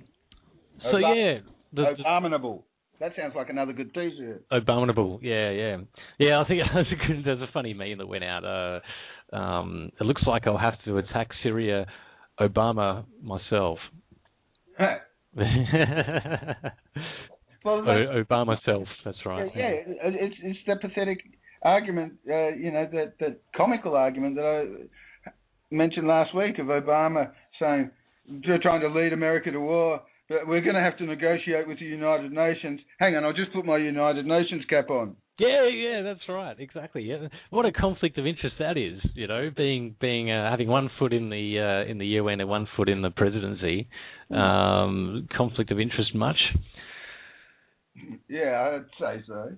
And then before going into Libya, saying, I don't need authority from the Congress to declare war. I just shook this guy's hand a few months back. Yeah, and the UN, they have the authority to send, the US into war. Is that how he did it, basically? Yeah. That's a waste of hand. For Libya, yeah. It was basically saying, I got permission from the UN. I don't need Congress.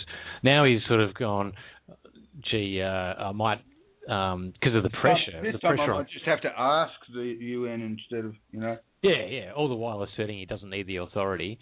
And even still, I mean, the parameters of this Syrian intervention still illegal as hell. I mean, I don't know. Like, when we talk about legal and illegal, everything... It's all very dodgy, isn't it, when it comes to war, man? Well, that's right. I mean, everything Hitler did was legal. He was elected, and nothing that's happened in Iraq has been legal because that was all based on lies. Yeah. So it's all a matter of legal opinion as to what whether. Well, and how much disrepute is law in now after what it's become. Exactly. Yeah, that's the point. So. You got some stuff written on a piece of paper, supposedly that justifies this, that, and the other. or instantly becomes moral or something. It just because it's written down and went through a process. I've got a fleet of trucks outside with 10% of the law in all of them. Yeah, so I mean, it's just, I don't know, it just becomes the Twilight Zone, really, when it comes to justifying aggressive, wars of aggression and calling it an intervention, calling it a police action. I mean, the Korean War was a police action, and all. It's just a load of garbage. It's just a military and industrial complex, profiteers pushing the whole thing, and the banksters financing it all, and the musicians singing the tune, beating the drums all the way. Yeah, beating wrapping themselves in the flag and all the rest.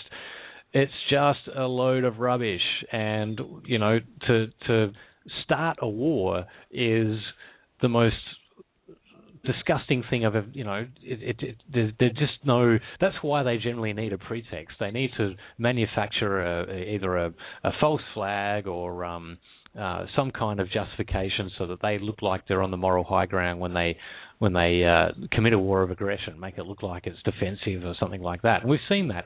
I mean, it's now on the record, declassified, that Pearl Harbor was, they'd already cracked the Japanese radio codes.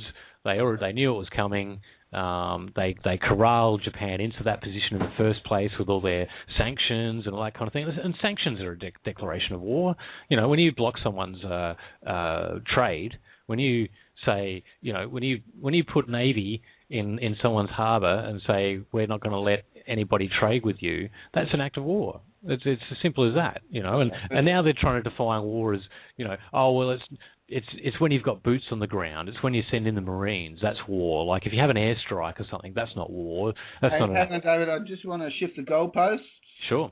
Outside there, Sorry, man, I'm kidding. But that's all that's going on there. They're shifting the goalposts. Oh, right. Yeah. Sorry, I was just a bit behind you there. I don't know. Yeah. Sure thing. More sense of humour. Yep. Gotcha. You're right. Shifting the goalposts. Yet, the goalposts are firmly in place for everybody else. If someone represses an insurrection in their own country, then they're they haven't actually declared war on an external state, but of course, somehow that means that everyone else has to jump in and crush them.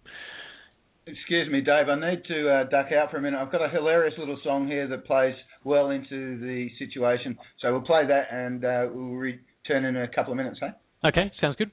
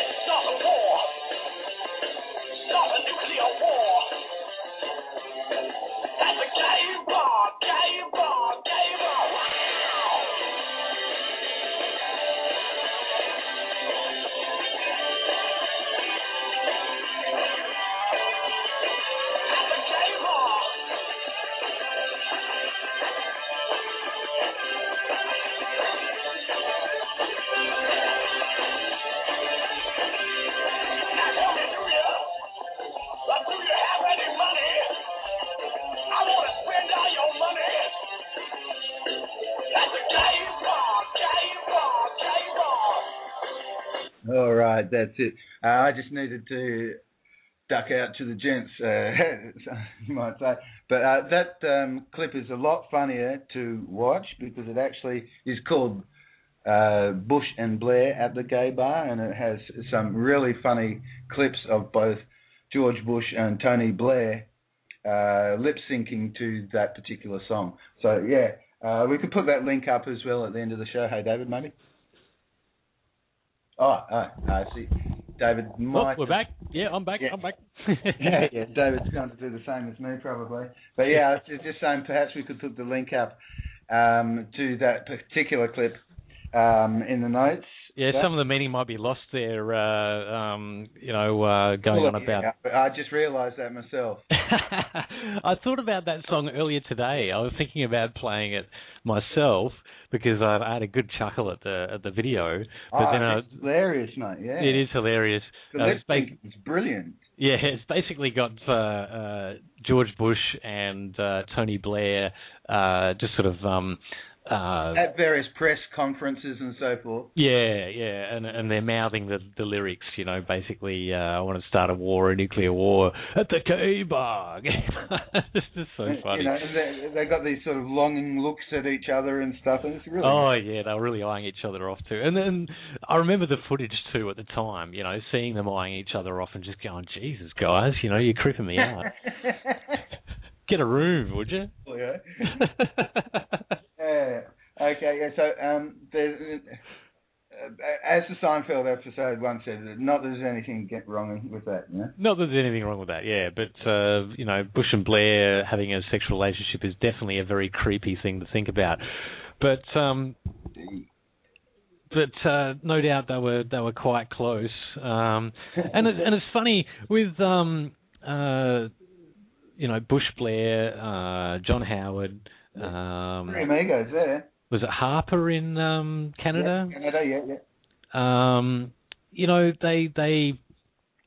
And what's happened? Like, they're all in these globalist groups. I mean, they're all in the same clubs and things, and they frequent.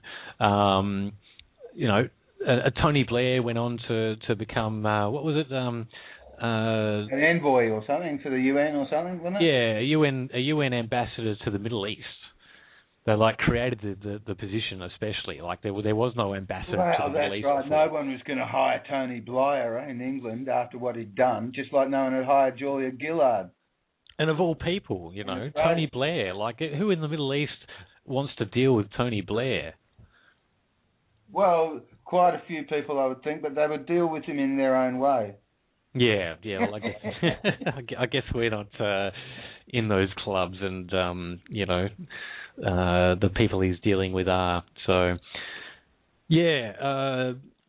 To think that I've got a friend actually. Caroline says he's a Marano Jew. It's kind of difficult to get information on that, but he really did sort of come out of nowhere. Even Alan Watt, who digs quite deeply into these characters quite often, has pondered frequently about the origins of Tony Blair. Oh, sorry, I've just looked at the chat room, and Darren Figg just posted a point I was actually going to bring up. Not that I have a whole lot of concrete details, but the message here is the post is just scroll down. All right, hey guys, great show today. Thank you very much, Darren. I wonder, can you comment at all on the upcoming urban shield drill and the speculation of nukes being moved to South Carolina? Is this just another FF push? What does FF mean? False flag. False flag, of course, to push America into Syria and Iran. Okay, well, it's an interesting one. I mean, I did post up on the Truth Will Overcome Tyranny page on Facebook, facebook.com/Truth Will Overcome Tyranny, a video coming out of Infowars.com about that. And it's interesting. I mean, I don't know. We're going on top military secret sources, non-published sources. Apparently, Alex Jones has in the military that there's been nuclear warheads transferred without signature. Basically, a black op transfer of nuclear warheads to South Carolina, and this coincided with a senator. What's his name again? He's a Southern drawling senator for South Carolina, anyway, and Yeah, I know what you mean, yeah. Yeah, and basically he was saying that if we don't attack Syria immediately, that you can expect a terrorist attack in South Carolina. So, that interesting stuff. The people that we were predicting something terrible in Tasmania if we didn't have gun laws. Yeah, right. Yeah. That's right. So it was very suspicious. I mean, I don't know how much credibility this all has. They certainly put a lot of gravity to the story when it was presented. Well, it's bloody InfoWars. It's a human headline, of course. Yeah, There's gravity, isn't there? With blooming of course, shouting about it. Yeah, he's going to pound the desk about these things. But the thing is that Lindsey Graham, Brown Beasley's online. He's been following the show a bit lately, and he helped me out with my bank bashing a few episodes ago, and he's a super hawk, says Brown Beasley. 10 minutes left. Oh, okay, yeah. So Lindsey Graham is the guy's name. So anyway, he's ringing the bell, and I guess all I can say is that if it happens, then I guess we can say I told you so. I mean, it'll confirm that it's a false flag, basically. If it goes ahead, we know it was a false flag. If a nuke goes off in South Carolina, well, but at that point, I don't know, scary stuff. I hope it doesn't happen. I hope it's not true. But it is one of those levers that they use and say, if we don't do this, then this is going to happen, and and if we don't, and it does, well, that's a bit sus, if you ask me. It's pretty bad. Alan Watt says, and he's quoting someone as he usually does. Nothing in politics happens without a reason. All this police state stuff, all the hyped up security, the constant fear that's pushed on us. Hardly, not many people have died from terrorist attacks over the years. It's a statistically insignificant thing. You've got the airport government taking over airport security, things like that.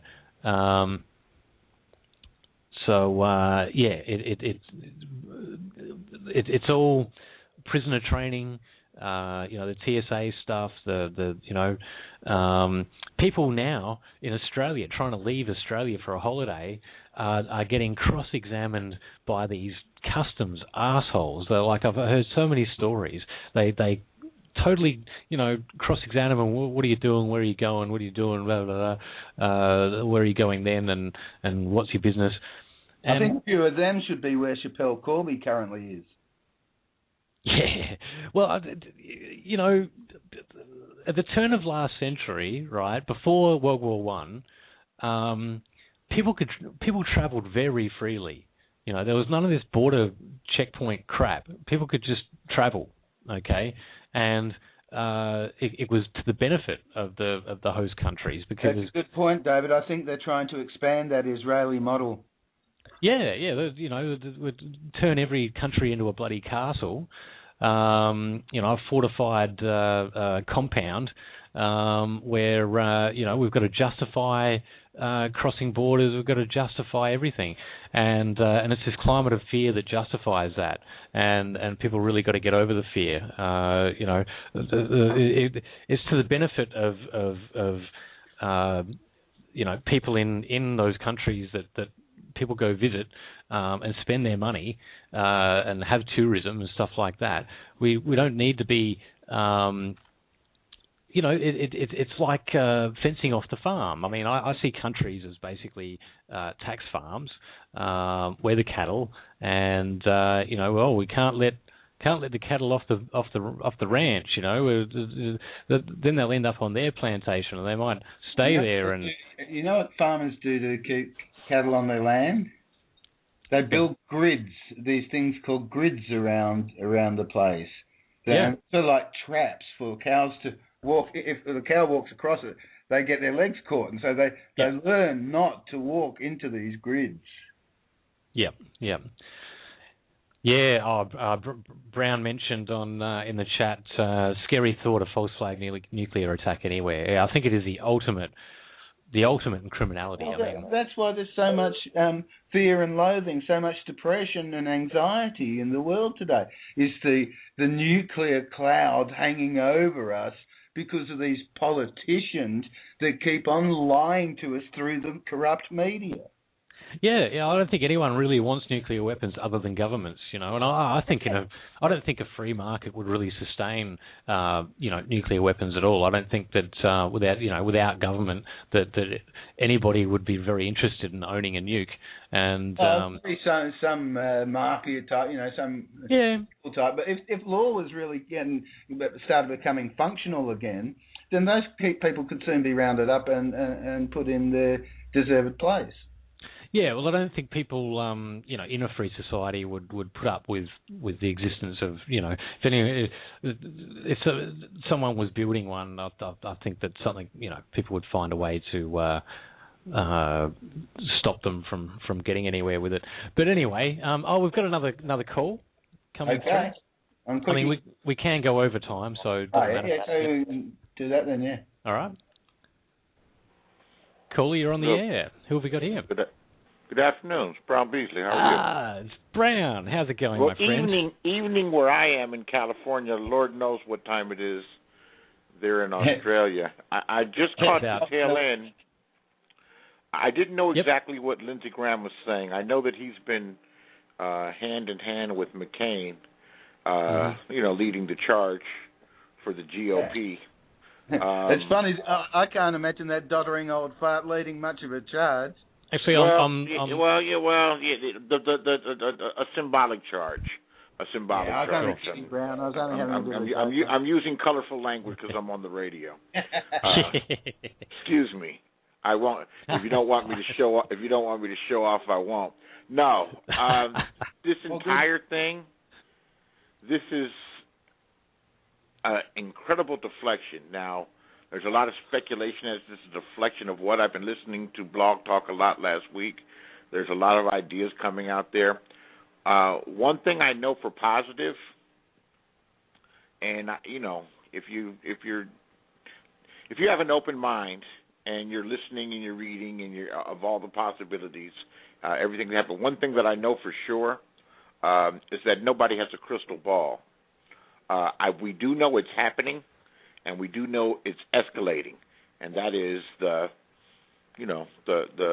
oligarchy elite power play and ultimate control with one more government, one currency, and the like. But what we don't know, or what no one's able to predict accurately, since no one has a crystal ball, no one can actually really prophesize the future accurately or all the time. Is what could happen, and I didn't even think of an idea, but until you're talking about these nukes in Georgia, because if it came out of Lindsey Graham's mouth, and I'm just putting it out of my mind. But but even a lunatic, someone that's completely way to the right and off base as that, he could be. There's a such thing as hiding in plain sight. And it's like I told you so, and the thought of that, all bets are off. Martial law be declared. They could draft everybody, or they could put volunteers up, at least in the United States, to go fight the whomever did it. Whomever they want to point. Well, I mean, whoever they want to. Go ahead. Sorry, they could lock the country down, activate the FEMA camps, all that stuff if a nuke went off. And use Boston as an example, how they can lock a whole city down to look for one person. Yep. So they've been already escalating these things, and Boston's a really good example. Amazing. We had a friend there in Boston during that time. Scary. And look at the artillery. Look at the artillery that's mostly the city government. This is all the millions and millions of dollars that's been appropriated to the DHS to arm and increase the weaponry and the military capability of local police departments. That was just the Boston police. Obama said it during his campaign. he said that we need a domestic military force. Right. That's just as powerful as the army. So I remember that. And He was called. I was calling for that. You're right. I remember that. He was, and he got a big cheer, and this is what we see, in Katrina in Boston. Well, Katrina was pre-Obama, but yeah, and people were looking out their windows to see an armored personnel vehicle with a guy manning a 50 cal machine gun on top, pointed at him for opening up the window. They were piling into houses, pulling everybody out, searching them for weapons and all of that, just to find two guys on the run. One of which was found in a boat somewhere. The military didn't. The police didn't actually find them, and someone actually found him. Saw that the top on his boat, the tarp was right. Yeah. And look at the technology. The kid was hiding in the boat, and it had a cover on it. But when they flew over and used that infrared stuff or whatever technology they use, where they saw, because of the heat on his body, they were able to see the outline of his body. Mm-hmm. Yep. Yeah, and that's the other thing. I mean, in a part of Melbourne where I live, I don't live in that area, but in Footscray in Melbourne, they have their own. They got this big van, and it's got all these antennas and dishes and parabolic mic dishes, on top of this thing, and they can literally see through walls and hear through walls and everything else. They just drive around, and they had this parked in a major street, and I saw it. I turned to nearest person and said, "What do you think of this? Is this kind of creepy to you?" And kinda, yeah. Well, the response was scary. She said, "Well, if it cleans up the drug problem in the area, then People good." Are crazy, aren't they? People are crazy. Yeah. People are crazy. If someone said that, it's wow. And I was stunned. I went, wow, like you really aren't thinking about this. You've got nothing to hide. Okay, fair enough. We'll take down the curtain of your house. Or she doesn't deserve any privacy. Exactly. I mean, why have you got curtains then? Excuse me, guys. I've got the clip here. It's about 5 or 6 minutes, but I thought I could play a couple of minutes of it to give a bit of an idea what we're actually on about here. Sure. Emergency nuclear weapons transfer to South Carolina. Oh, yeah. Again, on our question of how should your member or senator vote, what would you say to your member? This is John on our independent line from Orlando. Yes, sir. I would tell my representative that we have the people are divided in America. There's the informed and the uninformed. The informed pretty much get their information from alternative media, and the uninformed get their message from globalist media, which we see on TV, all the main channels on TV. If you listen to alternative media, you'll find the exact reason why we're going into Syria, and it's a very, very dark, bad thing.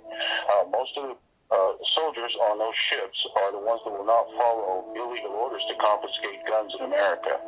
So they're going to be exterminated. They're out there to be It sounds like it's not what I thought it was. It sounds like an opinion piece from someone. They're doing quite well, but interesting point. Everybody's got an opinion, and nobody has a crystal ball. I mean, that's bizarre that would happen. Your point's well made there, Brown. Your point is well made there. I often hark back to people like Anthony Hilda, who's been basically talking about this for more than 4 decades.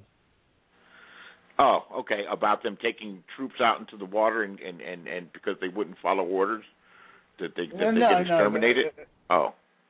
No, more to the point about the New World Order and when's this going to finally come to be type thing.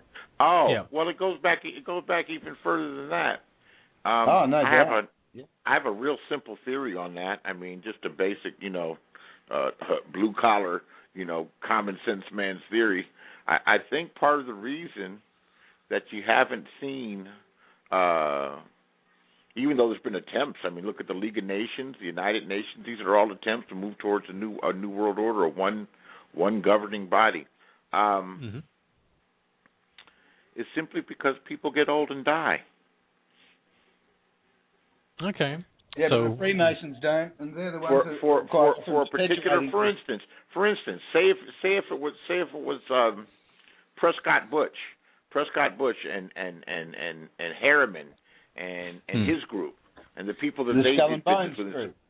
Right, the Skull and Bones group, but the Brown and Root. To say that group, they don't last forever. You can only do so much in your lifetime. This is a big job to do, and that's a good point. While they're consolidating power, I mean, just the only thing that's what I gave them. Like, how can they have it when they have all this power? But what you're seeing now is the consolidation across the board. It just seems like every single thing is controlled. Yeah, well, it's like you say about people get old and die. You could say that about the Soviet Union. I mean, the Communist Party, the big wigs of the Communist Party, they all started running out of leaders because the old guard were getting old and dying. They went through quite a few communist leaders, Soviet leaders, because they're all around the same age, the same generation. After Brezhnev died.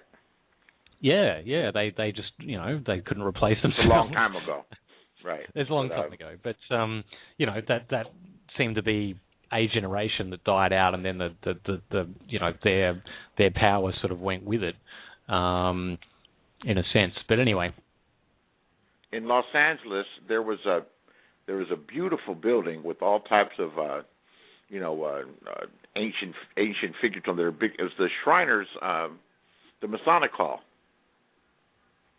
and it's a huge, beautiful building. But they ended up letting the building go into foreclosure and leaving right after the Los Angeles riots, when everything looked like Los Angeles looked like it would end up like Detroit, but it didn't. It bounced back, and it's resilient, and it's become even more affluent. And they've moved out a lot of the people that live there. But my point was even the order there, and the Scottish Rites is pretty high up when it comes to there. That's pretty powerful people came through there. But new blood. Yep. Without getting new blood in the orders, and that's probably where a lot of this starts. It starts from an order or a structure, and of course, it elevates up. But you guys know that, and it's all done in secret. The people that really control things and that are pulling strings are invisible and inaudible. You don't exactly. see or you don't hear them. Yeah. Anyone that you see may have some power, but they are administrators for the invisible and the audible, the people that you will never see. Yeah, that was my point to that earlier caller, Brown. Actually, that there's the Illuminati. That. Oh, that's okay. This guy called in and he was trying to define the Illuminati as the Vatican, and I said I think it's much broader than that. And I was saying that the sort of people who would be really classified as Illuminati, we're never going to see. Yeah, and I think people in power, in government and above government and all of that, across. Not what that we're never going to see. We might see them frequently as politicians or royals or whatever, but they're never going to have a badge on them saying Illuminati. Yeah, certainly not. Yeah, and secret societies throughout history have pulled the strings.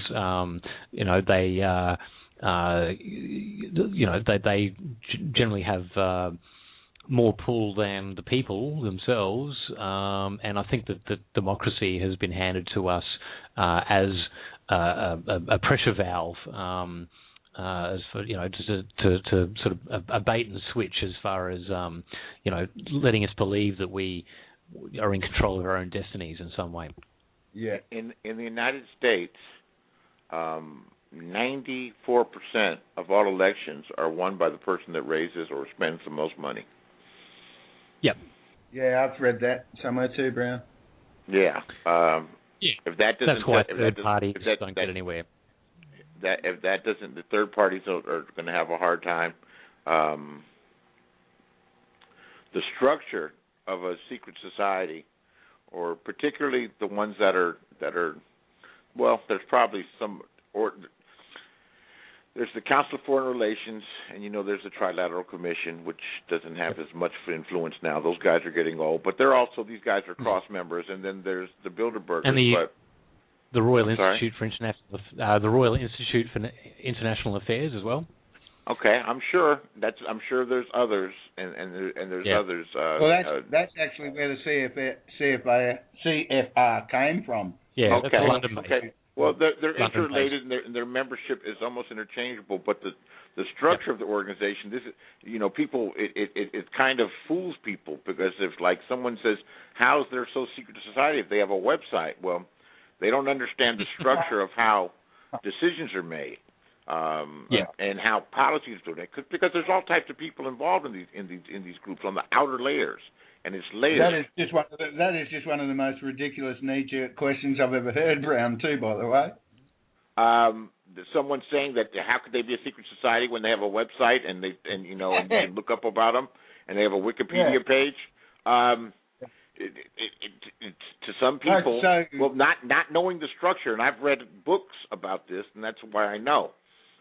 It's the group inside of the group inside of the group inside of the group until you get to a group that they call the elect, which may be 5 people in a group that has thousands and politicians and members of the media, and these secret societies were formulated and controlled by the orders. It all goes back to the banks. Yep. It all goes back to the money, and it's the same money that's been making money off of money forever and ever and ever. Yep. True enough. Listen, guys, I've got a couple of other things to do today, and we've already run over the couple of hours, and I'd like to call it. It's daytime. It's daytime where you are. Yeah. It's about midday. It's like where I am. It's yeah. about to be 7 o'clock. I'm getting ready to watch the USC football game against Washington State. My alma mater. Enjoy that. It's where I went, and that's like one of my side passions. So I don't think about this New World Order Illuminati stuff all the time. You got to have them. I bet on the horses. That's only one of the few things that can take me out of I played horses for a year. And I lost interest. But I used to go to the racetrack all the time. Santa Anita. You know Santa Anita, right? Santa Anita and Hollywood Park. Yeah, I used to go to Santa Anita quite often. It's beautiful there. If you ever make it to the Los Angeles area, go to Santa Anita, particularly for the winter season or the oak tree season. Because there'll be snow on the mountains and the track is right there, and it's the most beautiful track I've ever been to. Beautiful. It sounds gorgeous. Sounds truly gorgeous. Good. No worries. Well, thanks again, Brown, and Not always. Thanks for having me. I'm a talkative guy, and hopefully I was able to add something. But it's just like it's like you stuff all this information in your head. You got to let it out sometimes, Well, that's right. It becomes hard, doing a radio show to get all the information you want out. I mean, we're limited for time and all that kind of thing, But we plod on, and we're here every week, so hopefully we can get it all out. Yep. All right. Well, thanks, Brown, again. Until next week, and it's nice meeting you, the gentleman on the line. Yeah, thank you, mate. See you next week. Take care. All right. See ya.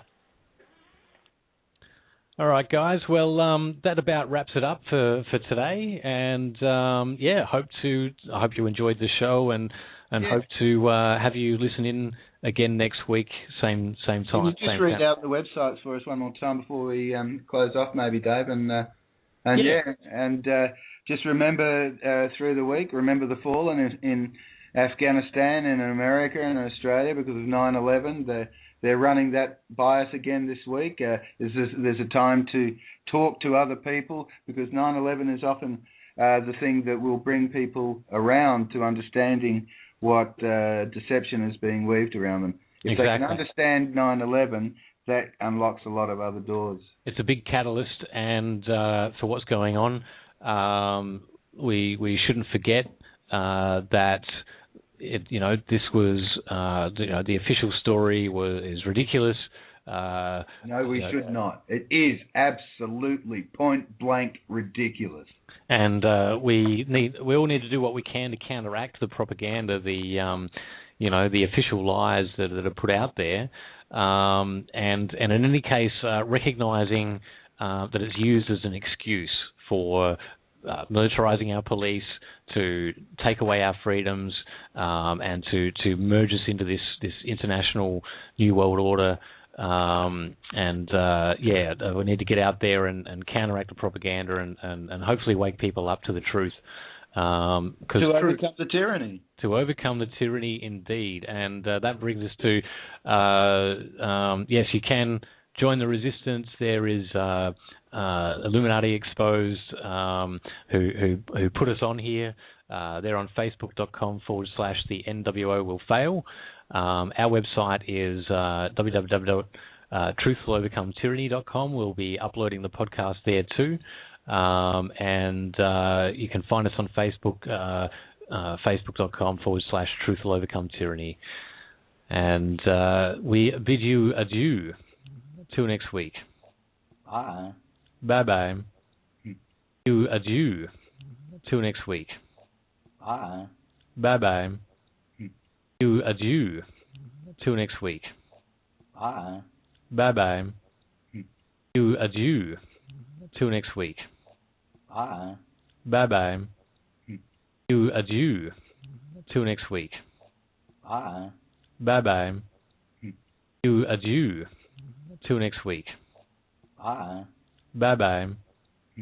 You adieu till next week. Bye. Bye-bye. You adieu till next week.